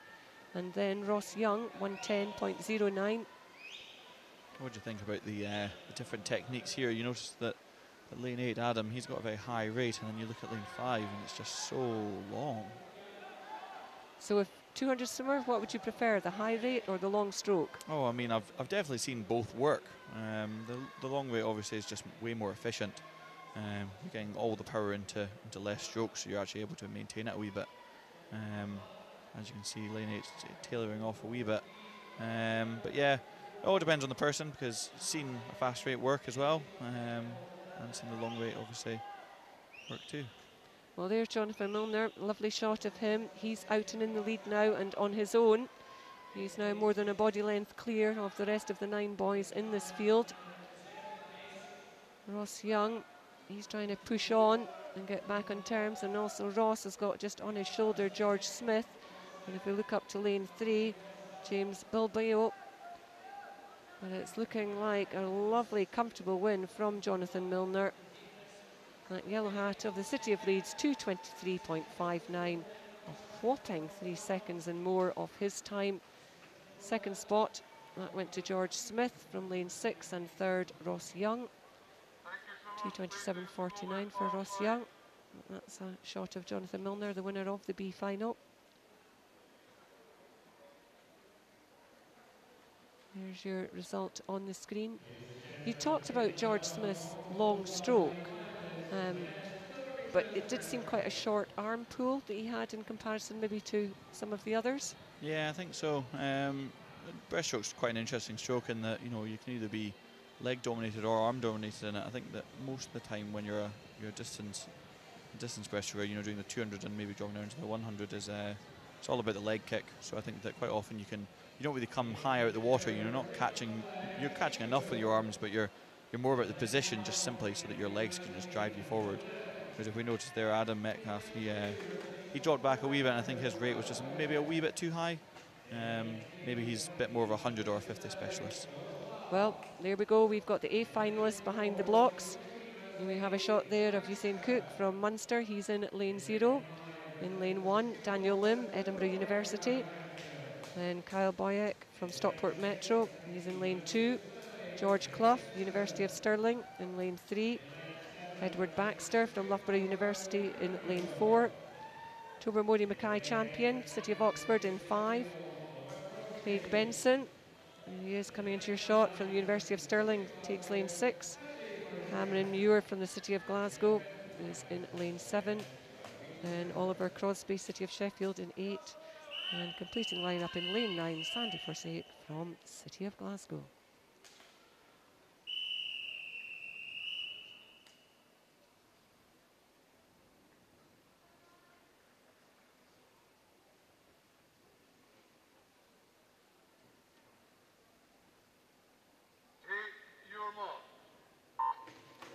Another on your spot then, Ewan.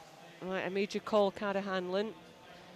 Where's the 1, 2, 3 going to go in this race? Oh, it could be a tight one. I think that Craig Benson could come through. I don't know where Stirling's training's at the minute, but certainly got the power that he could push through. And then I'd probably give second to Edward Baxter and third to Tobermory if I had to choose. Well, there you go. I've put you on the spot at the moment. But then obviously I've got to give a shout out to my boy in lane 1, Daniel Lim, obviously Edinburgh University. So and we do have to say, Daniel really pulled it out the bang and picked up and was on the podium for that 50 breaststroke. yeah, So exactly. got the speed. He's obviously in good form. It just depends how long the stroke's feeling at the minute, but I guess we shall see through this race. Again, as you look at the boys at the front, they've just got different rates. I mean, Craig Benson's rate's quite high, and obviously been to a few Olympic Games, so definitely does work. Well, he's looking comfortable. So at the moment in lane 4, just leading, I would say, is Edward Baxter. And you've got Craig Benson in lane 6, and sandwiched in between the two of them, Tobermory Mackay champion. As Ewan said, look up to lane 1, that's Daniel Lim. He's not far behind the top 3. So Edward turned first in 105.68. Second to the wall was Tobermory Mackay champion, followed by Craig Benson. But there literally is points of a second in it, as these 3 boys really are powering on down this third length. Third length really important to drive on. Daniel Lim trying to stay in contention with them. He is detached in the sense of he's across 2 lanes, but he certainly don't put him out, because he is up there and in with a shout. So this time now, as we come to this final turn, it is lane 5, just getting his fingertips to the wall. Tobermory Mackay champion turning in 140.65. Off the wall they come. Good turn there by Craig Benson. He turned second, but it looks like that turn could have taken him into top spot. Edward Baxter just beginning to fall back slightly. Daniel Lim from the top of your screen. He's still working really hard and working really effectively. This is more than just a 3-way tussle. This is a 4-way tussle. So Craig Benson in lane 6, he's looking good. Tobermory Mackay champion, he's going with Craig Benson, pushing him all the way. Then we've got a tussle for 3rd spot. Who's going to get their fingertips to the wall?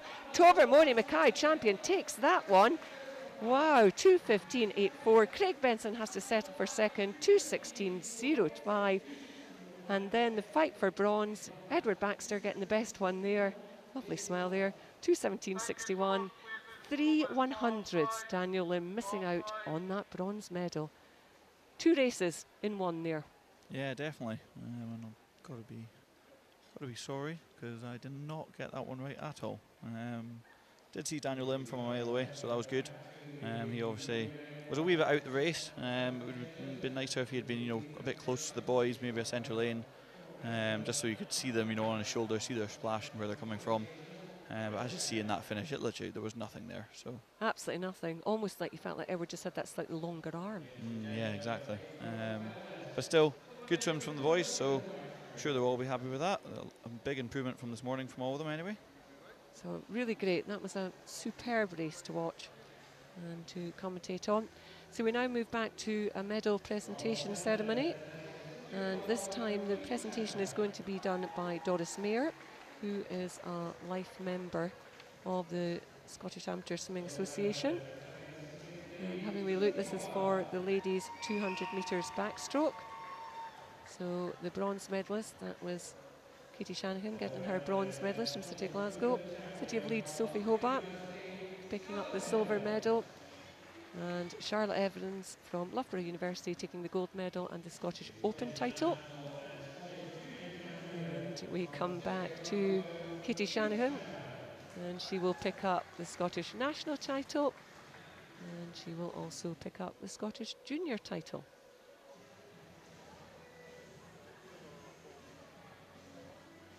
I think Doris is just looking for confirmation that she's going to send Katie Shanahan off the podium with 3 medals clanking away.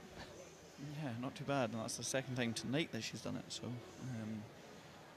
maybe someone to watch for the future, maybe another Hannah Miley of just, strong ability and able to race everything. She's a lovely tall girl as well. You see her there with the older girls, 21 and the 17-year-old, and Katie just been 14. She's got the height to be with them. Yeah. It's always so important as well. Like I was saying, with the boys that do manage to qualify for the A final as juniors, quite a lot of the time it does come down to the height. Bit of an earlier maturity, and just gives them that wee advantage just to bump up and swim a wee bit better. An advantage you didn't have? An advantage I never had. I would be standing on that first podium and I would not be taller than the person in 3rd place. So you're trying to say that, yes, you're vertically challenged. I don't know if I'd quite say that, but I'd say I'm you did okay. 5'11" and a half. So You did okay. You managed to get to the Commonwealth Games. You could just only manage one length through a breaststroke before you ran out of oomph. But these boys that are just about to get up on the podium, this is our medalist for the men's 200 metres breaststroke. Beautiful race there, really lovely to watch. Loughborough University's Edward Baxter, he picks up the bronze medal. Craig Benson, University of Stirling, he picks up the silver medal. And heaving himself up onto that top spot, that City of Oxford's Tobermory Mackay champion, picking up the gold medal, the Scottish National and the Scottish Open champion, and giving us a super race into the bargain. And then we look to our junior champion, and that is John Keane from West Lothian. Great swim from him, 2:30.82 in the B final. So he really did well. You can see height difference between, we're just talking about size difference, so you can see it between Tobermory Mackay champion and John Keane. Yeah, exactly. But yeah, that's Craig Benson up on the podium again. Obviously he was the winner of the 50-metre breaststroke yesterday night. So I get him as a gold and a silver so far at the breaststroke. So it will be an interesting one for the 100, because obviously the 50 boys might swim up and the 200 boys might swim down. So. And do you think 100 is Craig's best event these days? What do you think? What's he focusing on? It's quite difficult, isn't it? He's obviously always had a high rate, but his talent is obviously just working hard, and he's managed to keep that rate going all the way through a 200, which is quite unique. So you never know. It depends what him and his coach, or Steve Tigg, are focusing on at the minute. But certainly he had a good 50 last night, and that's a good 200 tonight. He really is some talent, you know, 2 Commonwealth Games, 2 Olympic Games in different events as well. Yeah, exactly. And you could almost say neither time for the Olympics was he really expected to be on the team, certainly for London 2012. Yeah. So, and great to see as well that, you know, he didn't hang up his goggles after the Gold Coast. You know, he's saying, no, want more, I'm going to keep going. Yeah, exactly. He's got that determination behind him, so. Brilliant. Right, here we go. We move to the other end of the pool. We're moving to the sprints. And this is the women's 50 metres freestyle. This time we do have an MC event to start us off. So in lane 0, we have South Lanarkshire's Genevieve Hunter. In lane 1, North Lanarkshire's Erin Swan. 2 is Amy McFarlane from North Lanarkshire as well. Beth Johnson takes lane 3. She's from Best. Alice Tighe from Bournemouth. She's in lane 4. Hope Gordon in lane 5 from East Lothian. In lane 6, we have Abby Kane, North Ayrshire. In 7, Keris Venter-Scott from Carnegie. And 8 is Laura Pinkleton from West Lothian. And finally, Charlotte Barry from University of Stirling is in lane 9. So just quickly went through them. This morning, Alice Tighe, that 30.31 that she qualified with, was a British S8 record. So we'll keep an eye on that time, 30.31.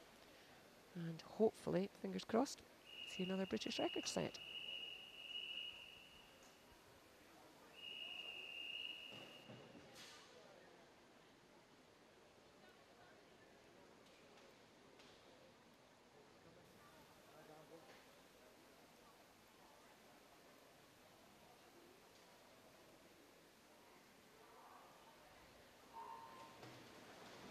Off they go.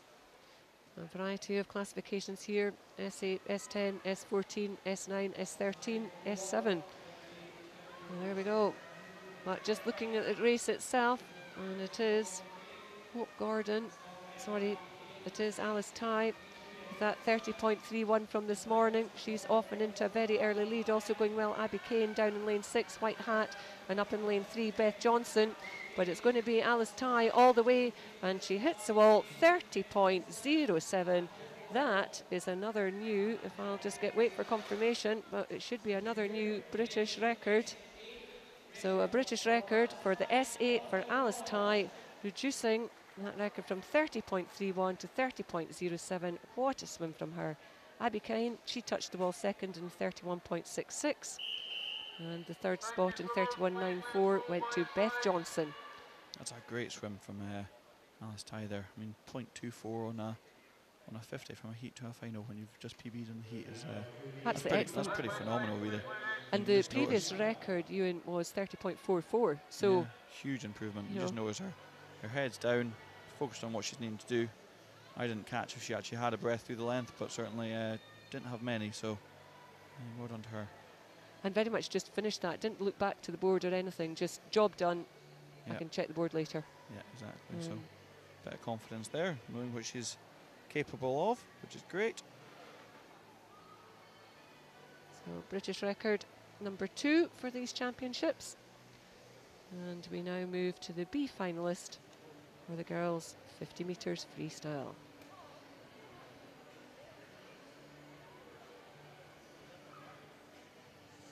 That's just panning through the girls. We'll just have a wee pause as we wait for girls from the MC events to clear the water down the bottom end of the pool. Lovely shot of each of them.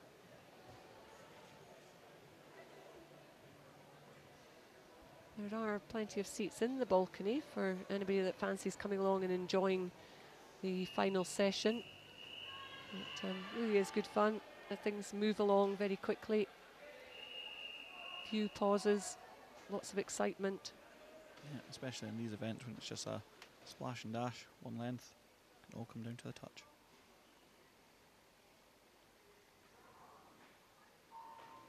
So here we go. Bethany Firth in 0, Cara Stapleton in 1, Sophie Smith in 2, Caroline Lewitt in 3, Sophie Freeman in 4, Jemima Hall in 5, Kate Kavanagh in 6.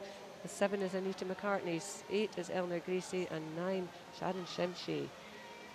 Very difficult to tell who it is that has got anything of an advantage. There was very little to choose from them. All low 27 points in the heats. Might be lane 2 just beginning to nudge ahead. Did lane 2 get it? It was, yes. Sophie Smith from lane 2, 26.72. So Sophie picking up the B title. Cara Stapleton, 27 dead to take second spot. And Bethany Firth, 27.18. And Bethany Firth is actually an S14 swimmer, so she'll be added into that final that we just saw. That's like you were saying earlier, that she was able to get herself into some B finals, you know, not just in the MC finals. So that's great to see. And also she's going to be considered up against that British record in the heat before from Alice. That finish shot was a lovely shot of Sophie Smith coming into the wall, and we now have the A finalists just making their way out to the blocks. This is definitely one race that I'm not calling 1, 2 and 3. I won't ask you. Way too close to call. I'll be kind to you. There we go then. Here's our lineup. Swim England's East's Macy Lawrence is in lane 0. Edinburgh University's Evie Edwards in 1. Then we've got Loughborough University's Amy Grant in 2. And in 3, Emily Crane. And in 4, Emily Barclay.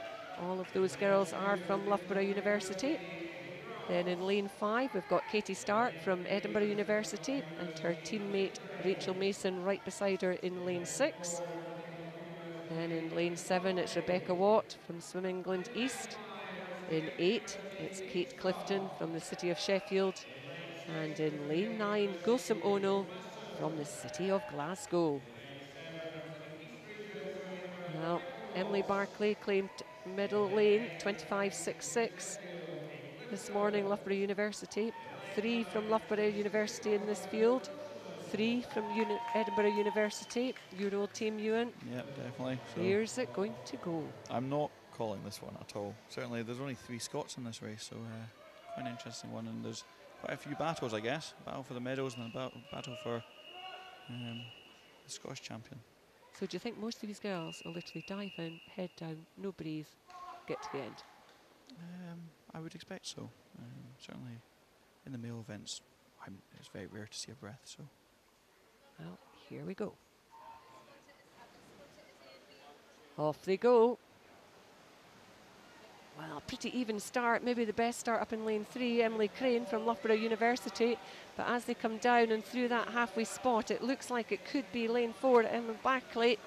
Could be Barclay that's just leading this very, very slightly, but there's very little between. Crane in 3, Barclay in 4. And trying to get on terms in 5 is Katie Stark. It's going to go lane 4's way, I reckon. And it was Emily Barclay taking it 25.68 25.79, so just 0.11 behind was Emily Crane, and third spot going to Katie Stark, 25.92. So our open champion there, that'll be Emily Barclay, and our national champion will be Katie Stark.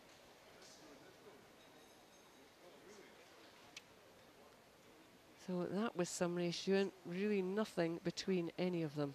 Yeah, definitely. As expected with a 50-metre race, especially on the front court variety, it's all about executing your race plan perfectly. And that's the argument I would make as to why 50 swimmers are the toughest out there. Certainly a tiny, tiny, small mistake in these sprints can have huge repercussions. Yeah, exactly. Even if it's something like, you dive in and you've not quite exploded off your legs as well as you hoped you would, mentally went through the rest of the length, you're just thinking, oh, could have done that better, and then it can just put you off the rest of the race. So, well, we move now on to the last of the men's finals for the evening, or the men's individual finals, I should say. And this is the men's 50-metre butterfly. It's the MC event. We just have the one competitor, and that's Neil Ferguson from East Lothian. Neil this morning going 42.93.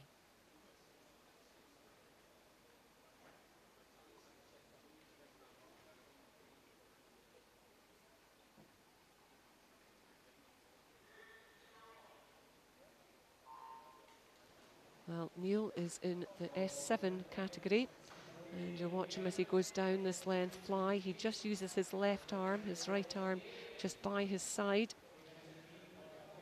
He'll be hoping to duck under that 42.93, very much on his own. It's him at the halfway spot, and through the halfway spot maybe in about 20 seconds. So it is on, he's there or thereabouts. 15 metres to go. Still looking good, still keeping that stroke nice and long. As he swims this on his own, it cannot be easy for him, but he really is pushing all the way to the wall. Hold my breath, 42.45. So he ducks under his morning time by just under 0.5 of a second. Hopefully he'll be pleased with that performance. He's just a 16-year-old from East Lothian.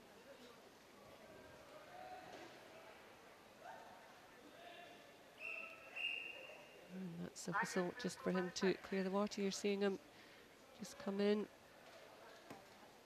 Head trying to stay down as he has that extra stroke and into the wall. Yep, head down for the last 3 strokes there, so he obviously knew where the wall was, spotted it from 5 metres out and just head down, hit it hard. Which stroke is easiest to spot a wall? That's quite a tricky question. Some would argue breaststroke, because obviously, your head's coming up, but I've had my fair few bad finishes, so I'd probably say front crawl, if you asked me. I'll need to put that one out. Answer on the hashtag. Which is the easiest stroke to spot the wall on? Well, here we go. It's the B final for the men's 50-metre butterfly. Chris Muir in 0, James Black in 1, James McFadden in 2, Chris Coulter in 3, Conor McNeil in 4, Grant Henderson in 5, Gregor Swinney in 6, Helen Melly in 7, Jack Shananik in 8, and 9 is James Baxter. And once again, we have a line slightly broken, though, up in lane 2. That is James McFadden, just going the slightly better of the rest of the boys. James takes it, 25.13. Second spot going to Killen Melly, and third, so look at the board, is Conor McNeil from lane 4. That was a super swim there from James McFadden. Yeah, that white hat sticking right out. Quite surprising to see that on a 50-metre swim, to be honest. Some swimmer just poked their way right through, but obviously he had a lot more in the tank from this morning's swim, so he must be pretty chuffed with that, taking off 0.87 of a second. Well, if he had done 25.13 this morning, he'd been right in the mix in the A final, and providing nobody else goes mega fast, pushing for a medal. Yeah, we just need to see how it works out. I guess it's quite difficult in a heat of a 50 to pace it.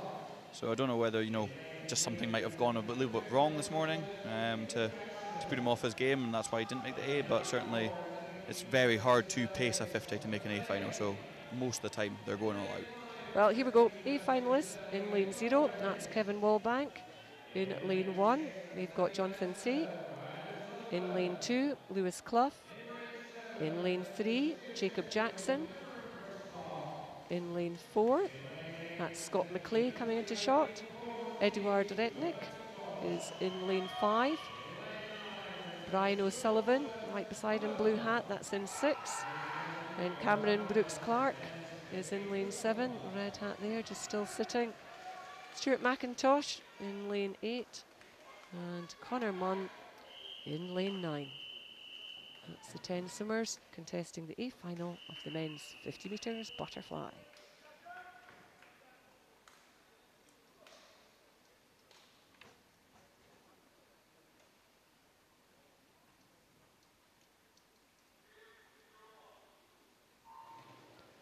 Well, only one broke the 25 seconds, and that was Scott McClay, 24.8 he went this morning. All the others in this final were 25 point. Scott McClay, one of the members of Team Scotland, out in the Gold Coast, and wow, has he set down at a pace. Look at that, half a body length up. He is going to take this one absolutely easily. 24.30, 0.5 faster than this morning. That was almost an exhibition swim. Second spot going to Brian O'Sullivan from lane 6, and Lewis Clough from lane 3 picks up the bronze. There you go. So Scott just giving a wee shake of his head there. Interestingly enough, the time from the B final would have picked up a second place medal there. Exactly. So, a bit of an interesting one for you. That means Scott just had nobody pushing him there. Look at that. Into the wall. What was that, about half a body length clear of everybody else? Yeah, great swim from Scott. He actually did that one out at the Gold Coast, and I think he PB'd it and made a semi-final, so he'll obviously be looking to progress that even further. He's only 19 years old. You know, where can Scott go, really? Exactly. He's obviously getting good work done in the University of Stirling. That's just him disappearing in to grab his T-shirt. Scott started his swim career with Anne Dixon at Perth and is now at the University of Stirling. So here we go. We move now to the presentations. And you see the girls coming to the podium. This time it's going to be, I'll just check, it's Neil Valentine that's going to do the presentations. And we have in third spot, that's Beth Johnson from Best. And in the second spot, it's Bethany Firth from Swim Ulster. But top spot, and on the top of that podium, quite rightly so, Alice Tighe from Bournemouth College in that new British record time of 30.07 for the S8 category. So just lovely to see. Neil just handing over the trophy to Alice. Oh, that's lovely. Two of them on the podium together.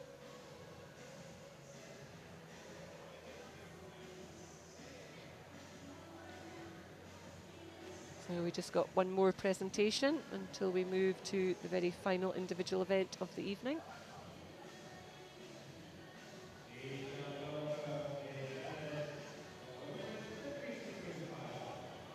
So as Alice just makes her way back past all the officials.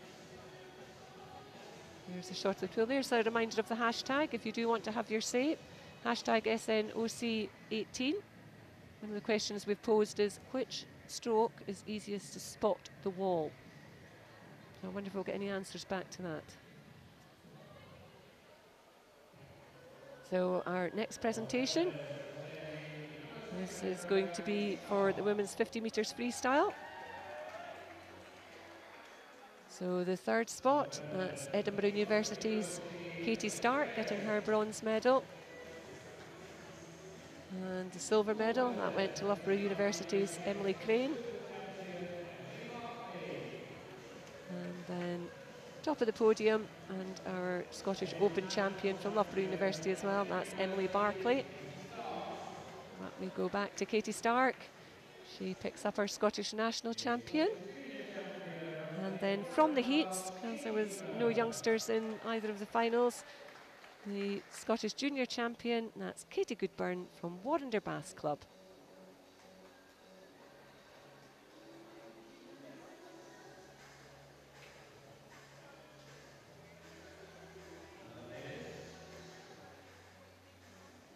There we go, Girls just coming down off the podium.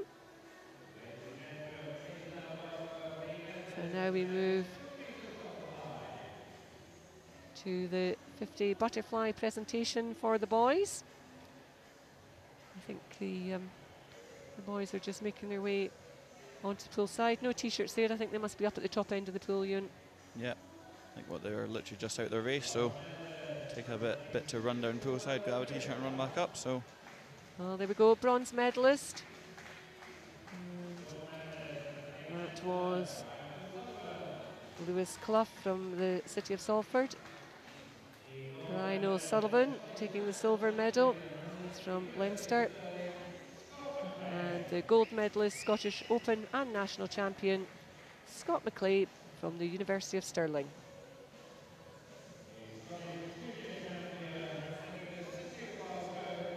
And then just stepping up onto the podium, that's Mark Ford from the city of Glasgow, and he is our Scottish junior champion.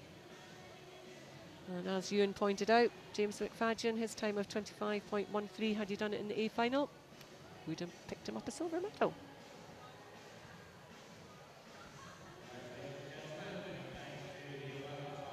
Well, that's the last of the individual presentations for the men. And we move to the last of the individual events for this evening. And we finish the programme with the women's 800 metres freestyle. Now this is the fastest heat. We already had 4 heats this morning.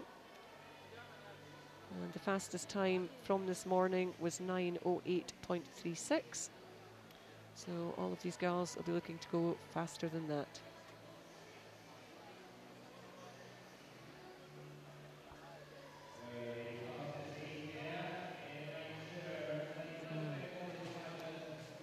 As the girls just get settled behind the blocks, I'll give you the run through of who we have in this fastest heat. In lane 0, we have Shannon Delegan from Ellesmere College. In 1, Rebecca Reid from Aberdeen. In 2, Sophie Smith from St Thomas. In lane 3, Abby Houston from the city of Sheffield.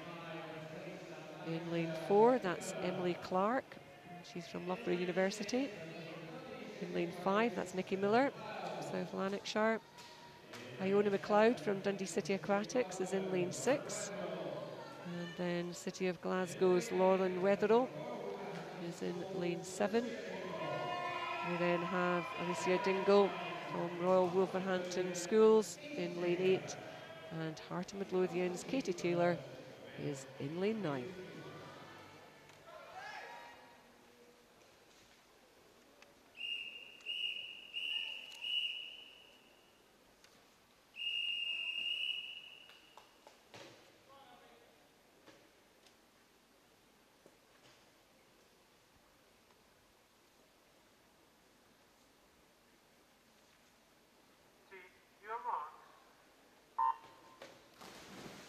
As I said, last individual performance on the programme for this evening. We just have the men's 4x200 freestyle relay to finish. These girls, their entry times here, we've got 1, 2, 3, 4, 5 girls under the 9 minutes. And we have in here 3 juniors. In lane 1, Rebecca Reid.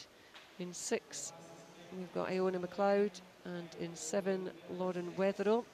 So those are our juniors. We've then got 4 Scots and 3 non-Scots, so a real mix what we have at the moment. Big mixed bag. And adding to that, also we've got Scots that are swimming down in the city of Sheffield and Abby Houston. So just a bit of a mixed field, really. This 800. A good way to finish off the evening. A different way to finish off the evening. I would certainly prefer the 50 events, but obviously the. But then you were a 50 breaststroke sprinter, so you are going to be biased. I'm very biased towards my event, but yeah, it's a different race because obviously at the minute the leader's coming from lane 2 and Sophie Smith, but There's still another 14 lengths of this pool to go, so everything can change. So as we let them settle, you know, into their 800, into their 16 lengths, what will be going through their minds? Will it be simply their own race plan, or will they be watching the other girls and kind of sort of adjust what they do to what's playing out, if you like, in the pool? I think a bit of both. I think that both's important to keep in your mind. As you're going through it, you don't want to be focusing too much on other people and end up, you know, using up too much energy yourself by your stroke not being as efficient as it could be. But also, if you're just focusing on your own lane, you know, if you're just staring on the black line, you know, you're not getting a competitive edge by being in a field of people swimming the same race as you. So I think it's a bit of both. At this point, you're probably just looking at a bit of positioning, you know, keeping yourself nice and relaxed, working through the stroke, and then obviously as it goes later into the race, probably positioning is a bit more important as you come to the finish and try and pick up those medals. So that first 100, the girls went out in 104.94. The second 100 there was 2:14.03. So we've gone sort of 105, 109. 4 seconds of a drop off, first 100 to 600. Would that be kind of what you would expect, Ewan? Yeah, I think so. You're not going to go out, you know, your 100 PB or anything close to it in the 800. So I think that just as long as you go out smooth and as long as the stroke's feeling good, you know, you're able to drop off a wee bit, obviously, because you don't have the dive coming into the second 100 of the 8. And just hopefully you kind of hold on to that pace. It's going to drop off a wee bit as fatigue sets in. You know, your shoulders can tighten up a wee bit, but obviously the adrenaline of the race can also pick you up. So I'm looking at the technique here. We're not seeing a lot of use of the legs. Is that quite normal in the distance events? Yeah, it can be. I think that a kick in distance freestyle is quite abnormal, really, compared to the sprint events where the kick you really do have to use it all the time. I've known so many distance swimmers that just didn't kick, dangled their legs behind them because their upper body's strong enough to get them through. But it's all down to the swimmer. Sometimes the kick can just be used to balance the stroke, you know, to keep the body high and the hips high. But sometimes the kick can be a driving force. I think the lane 5's probably got the strongest kick out the field, but it still isn't a kick that a sprinter would have. And certainly there doesn't seem to be very much water disturbance coming from their hand entry as they're, you know, going through the lengths. Yeah, that's the thing. You've got to keep it smooth. You've got to be efficient with using up your energy. Otherwise, you know, you're going to hit the 400, 500 meter mark, and you're just going to be knackered. And then as soon as you hit that brick wall, you know, you're just floating up and down the pool, really. So yeah, you just got to keep it smooth, keep the technique good, and keep pushing on the lengths. Well, this is a really interesting race. We have really 7 swimmers still very much in contention, and that's us already at the halfway spot. Now it's Lauren Wetherill that's led them to the halfway spot in 4:32.54. As we've been talking, I've just been keeping an eye on the splits, and the girls have gone 105 and then pretty steady 109, 109, 109.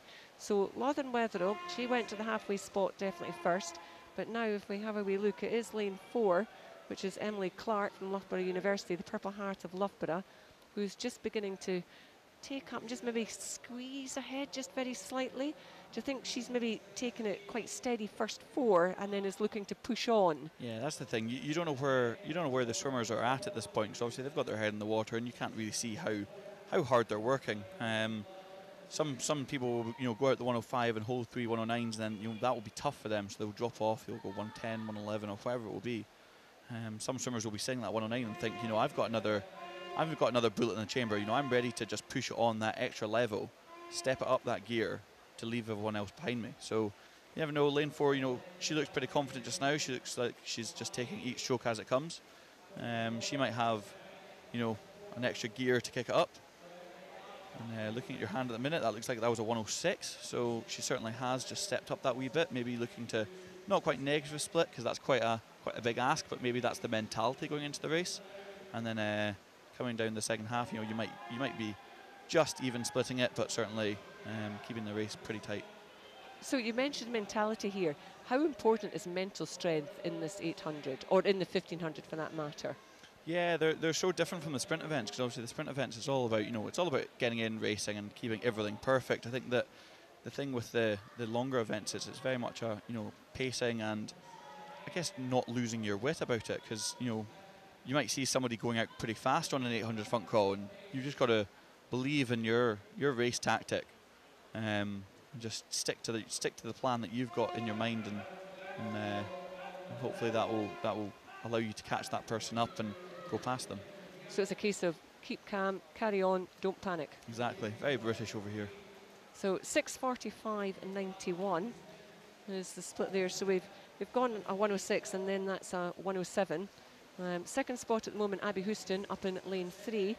She turned round there just a couple of seconds behind our leader. So she's certainly, although she is that little bit behind, she's certainly not dropped off entirely. Yeah. You can see them in shot.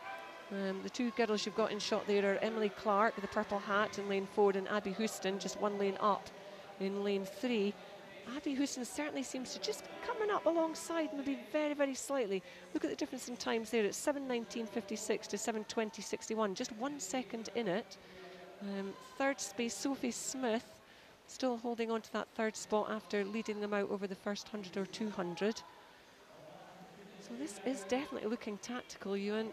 Yeah, it's all about how Abby's feeling at the minute, and whether or not she can squeeze past and push from the front. But obviously Abby, being one of the athletes at the Gold Coast Commonwealth Games this year, expect her to certainly be challenging for this gold medal as they come down into the last 100 metres. Well, they hear the delightful sound of the bell there. Again, we're sticking with a split of around 107, but that space between our two leaders in 1 and 2, so that's Emily Clark in 4 and Abby Houston in lane 3. That lead now is just down to 0.4 of a second, so it's getting very, very tight at the front. Yeah, I think the red hats, sorry, you're in the red hat there of Abby Houston, that's City of Sheffield, Loughborough University in the purple hat. I think it's quite important to look at this turn as well, because lane 4 certainly had the better turn up at the other end, and there we go. See the underwater work, just putting her that wee bit ahead, and it makes Abby have work to do. She's turned only just 0.2 behind her, but it looks like it's about 0.5 at the minute, just because of that turn. Absolutely. So Abby got probably the better and the faster swim speed, but the turn speed definitely down to the Loughborough girl, and it is absolutely neck and neck. There's the markers. Okay, those markers are the 15-metre markers. The girls are side by side as they come into the wall. Who can just put their head down, spin those arms and get those fingers to the pads. What a finish. Emily Clark, she hung on. There are 7 100ths of a second between first and second. Emily Clark takes it, 8:59.12. Second spot, that goes to Abby Houston, 8:59.19. And Sophie Smith will pick up the bronze in 9:05.50.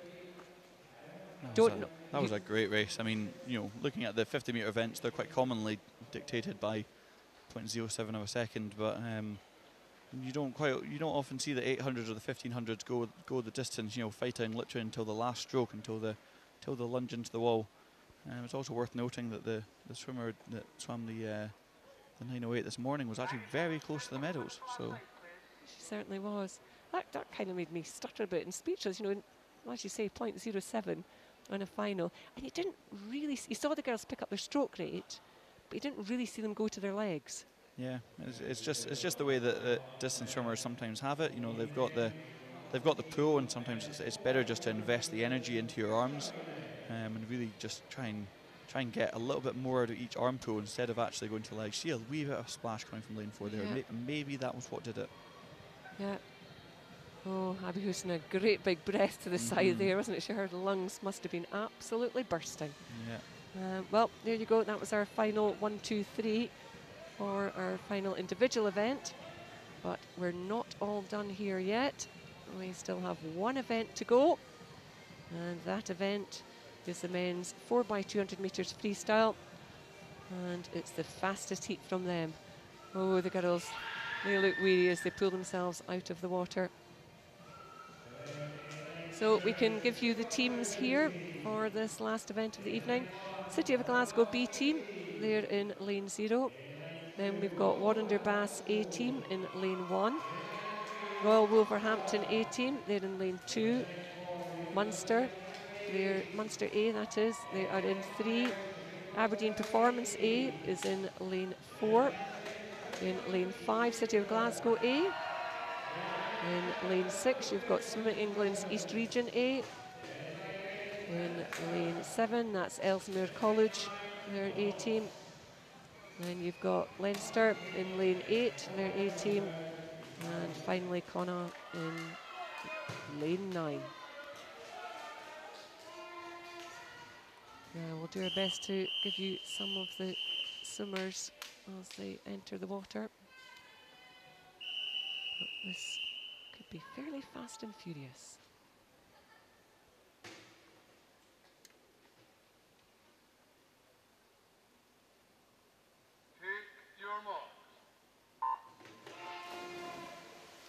Well, away they go and running.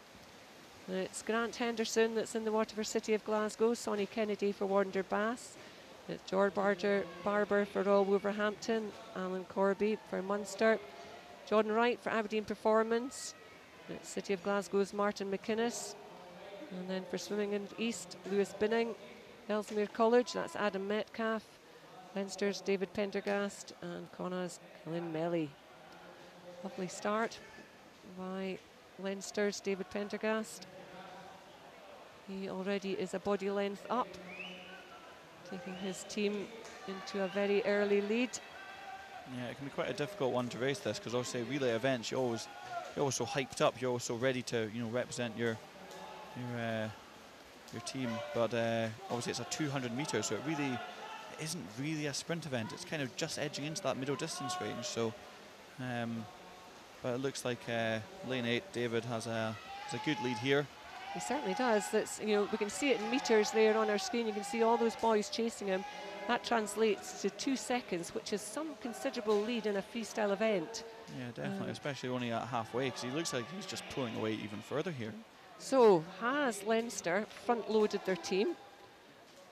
Or what are we going to see if they got 4 swimmers of that calibre to take them all the way through and to the top of the podium? See, that's the thing. Relays can be so tactical. They can be, you can front end it, try and get the clear water, or you can back end it, try and sit on someone's slipstream, or you can just put the person that can't do a relay start first.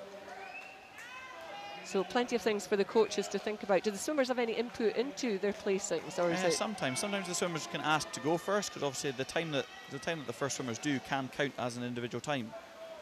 But other than that, mostly it's just just down to the coach. Well, that's Leinster already handed over to their second swimmer, 1:53.54, and then in lane 4 it's Aberdeen Performance handing over second, 1:56.62, and in lane 9 Connacht handing over third. So just to give you an idea, we've got Matthew Gardner in for Leinster. And then up in lane 4, you can just see them, Aberdeen Performance. It's Tom Bealey. Already seen him in action, and in action very strong. He's in for Aberdeen Performance. That's our 1-2. You've had to recover quickly from that 400 front crawl, because obviously he really did fight tooth and nail till the last stroke. So it's good to see him back in the water, and hopefully he can carry his team through. Well, as we come down this second length, we'll take a look at the splits. Halfway through the second 200, it was 2 seconds of an advantage and more. As David handed over to his teammate, it does look like Aberdeen Performance's Tom Bealey has just managed to reduce that somewhat. 2:51.41, and it's 2:52.68, so it has come down to just over a second. Also keep an eye up on lane 3. You saw a red hat just creeping into the picture. That's the red hat of Munster. That's Mark Walsh up there. And then right up near the top of the screen, up in lane 1, that's Warner Bass, Jonah Walsh. So 2 red hats from those clubs. It's sandwiched in between them. You've got Royal Wolverhampton Schools, Daniel Johnson's in the water for them. And in lane 5, just coming in to his turn, City of Glasgow's James Black. But our lead, it's certainly diminishing stroke by stroke.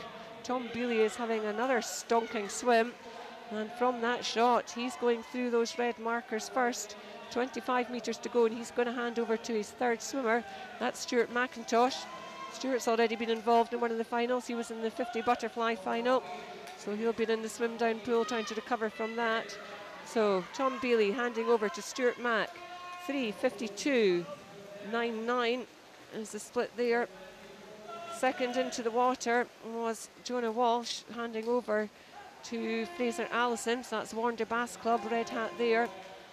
And Munster were in third, so that's Munster just slipped back a wee bit there. Yeah, so Joseph Mooney already. He's third swimmer in lane 3 for Munster. Still though hanging in there down in lane 8. We do have Leinster, Isaac Fitzmaurice. He's in doing the third leg for them.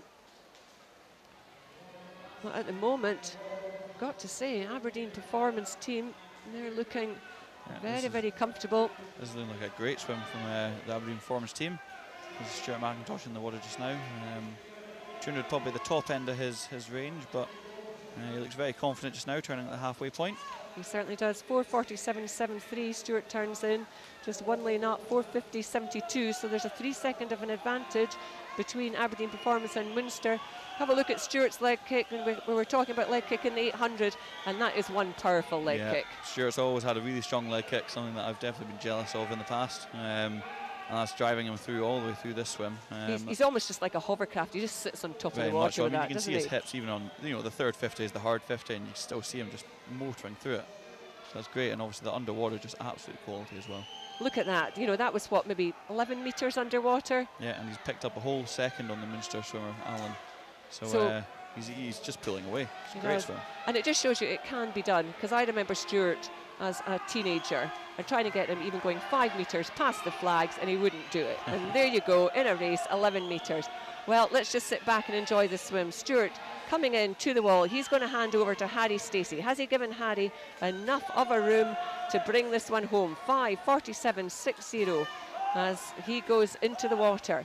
Second place coming. Oh, there we go. Lovely spot. Lovely picture there of Harry Stacey. Another one with a good leg kick by the looks of it. Second into the water was Munster up in lane 3. Luke Lonergan. He's in for them, so that's that red hat. And if you look 2 lanes up from that in your picture, another red hat, like we said, is Warner Bass Club's Audai Husunai. Yeah, I think it was a great swim from Warner Bass swimmer Fraser Ellison. He's just pulled them right through from, just racing for the third place to into a very distinct third place at the minute.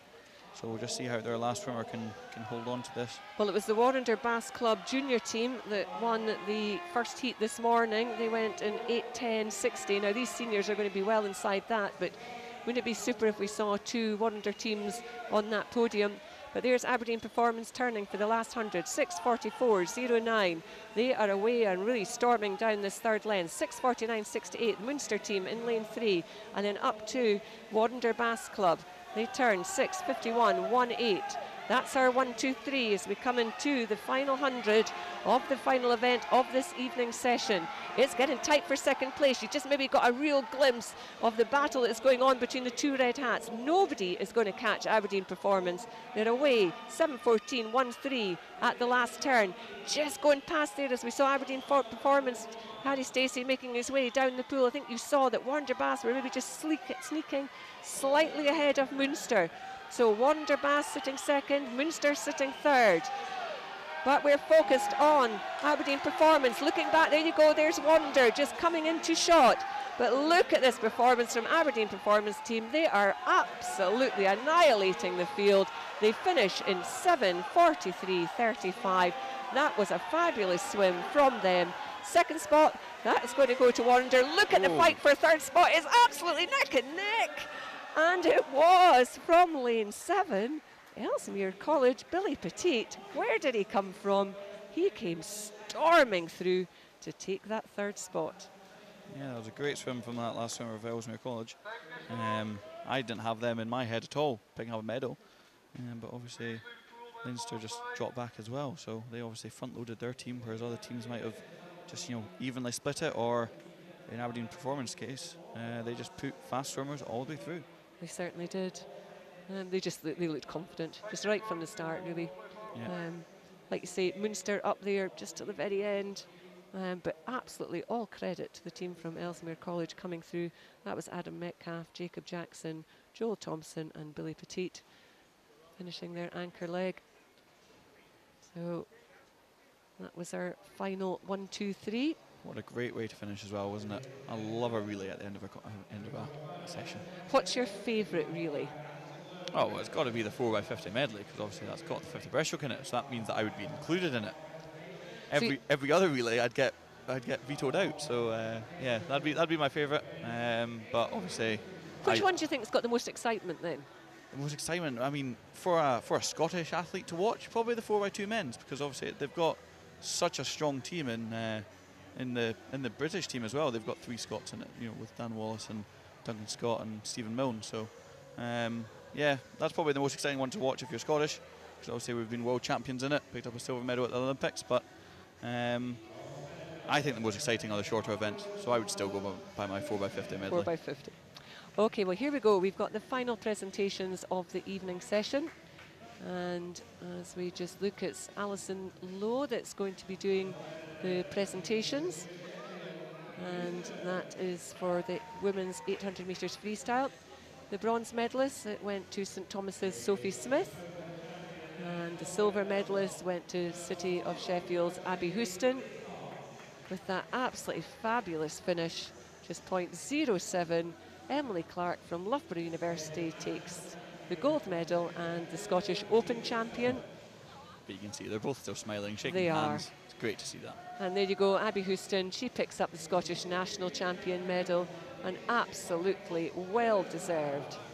And then we look to the junior medalist, and that's Iwona McLeod from Dundee City Aquatics.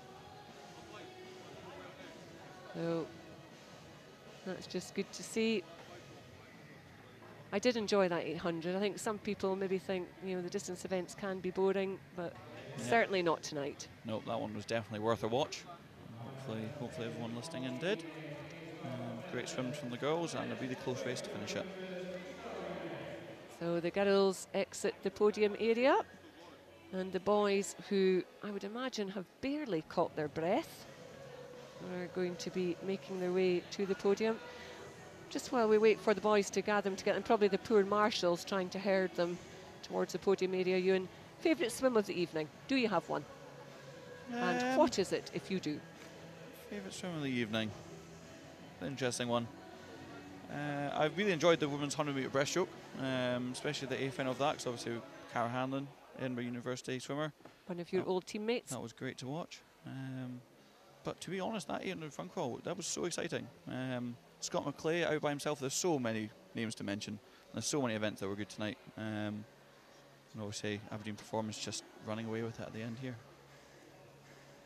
Well, we are beginning to see the boys just come in behind the podium area.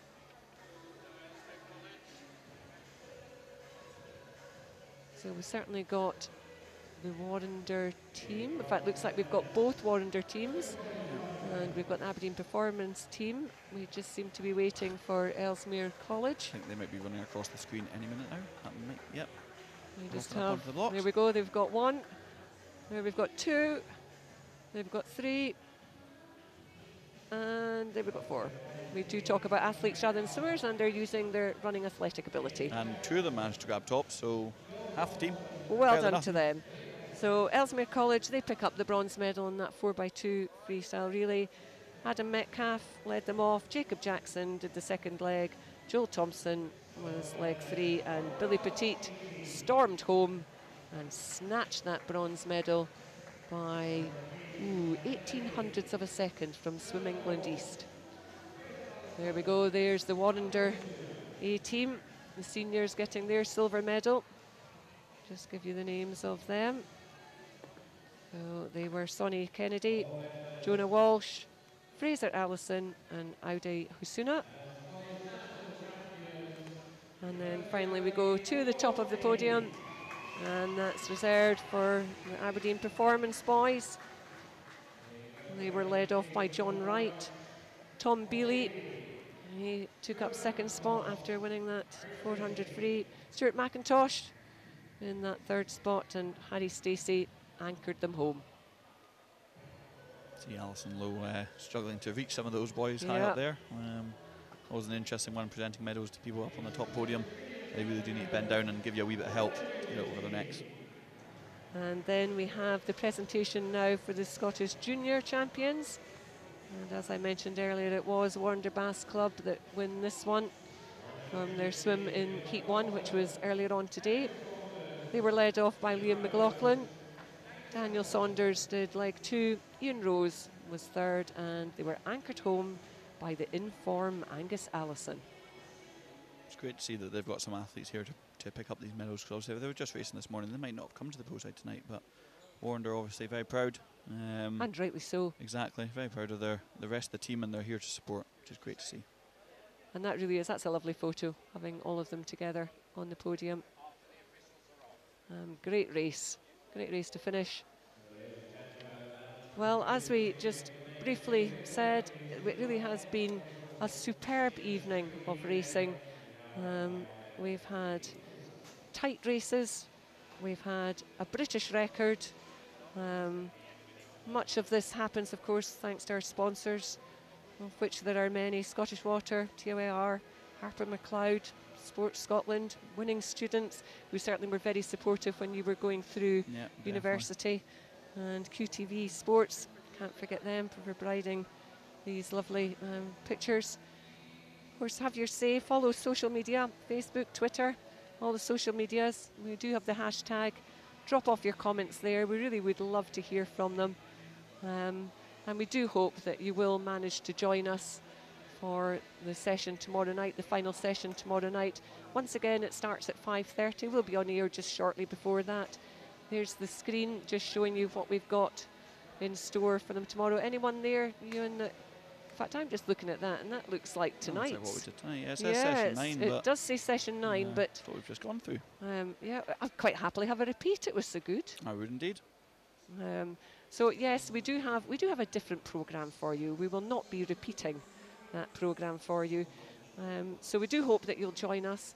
It's been superb tonight. Thank you very much for joining us on the screen. My thanks to Ewan Ingalls for joining me in the commentary position. It's not easy when you get lumped with your mother. He certainly... It's been fun. It's been fun with me. He's had to say that. But yes, good to have him, and good to have an insight from a senior athlete, one that's been to the Commonwealth Games and experienced the atmosphere there. So there you go. You can see a nice, clear pool hall. All I can do now is say thank you very much for joining us, and we look forward to seeing you Saturday and hopefully Sunday evening. Good night from Tollcross. And good night from me.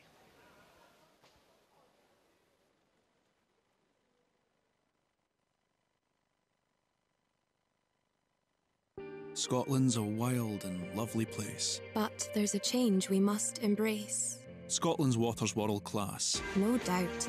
So, take a refillable bottle. When you go out. It's your water, your life. Top up from the tap with Scottish Water. Fresh, cool, clear. And only available right here.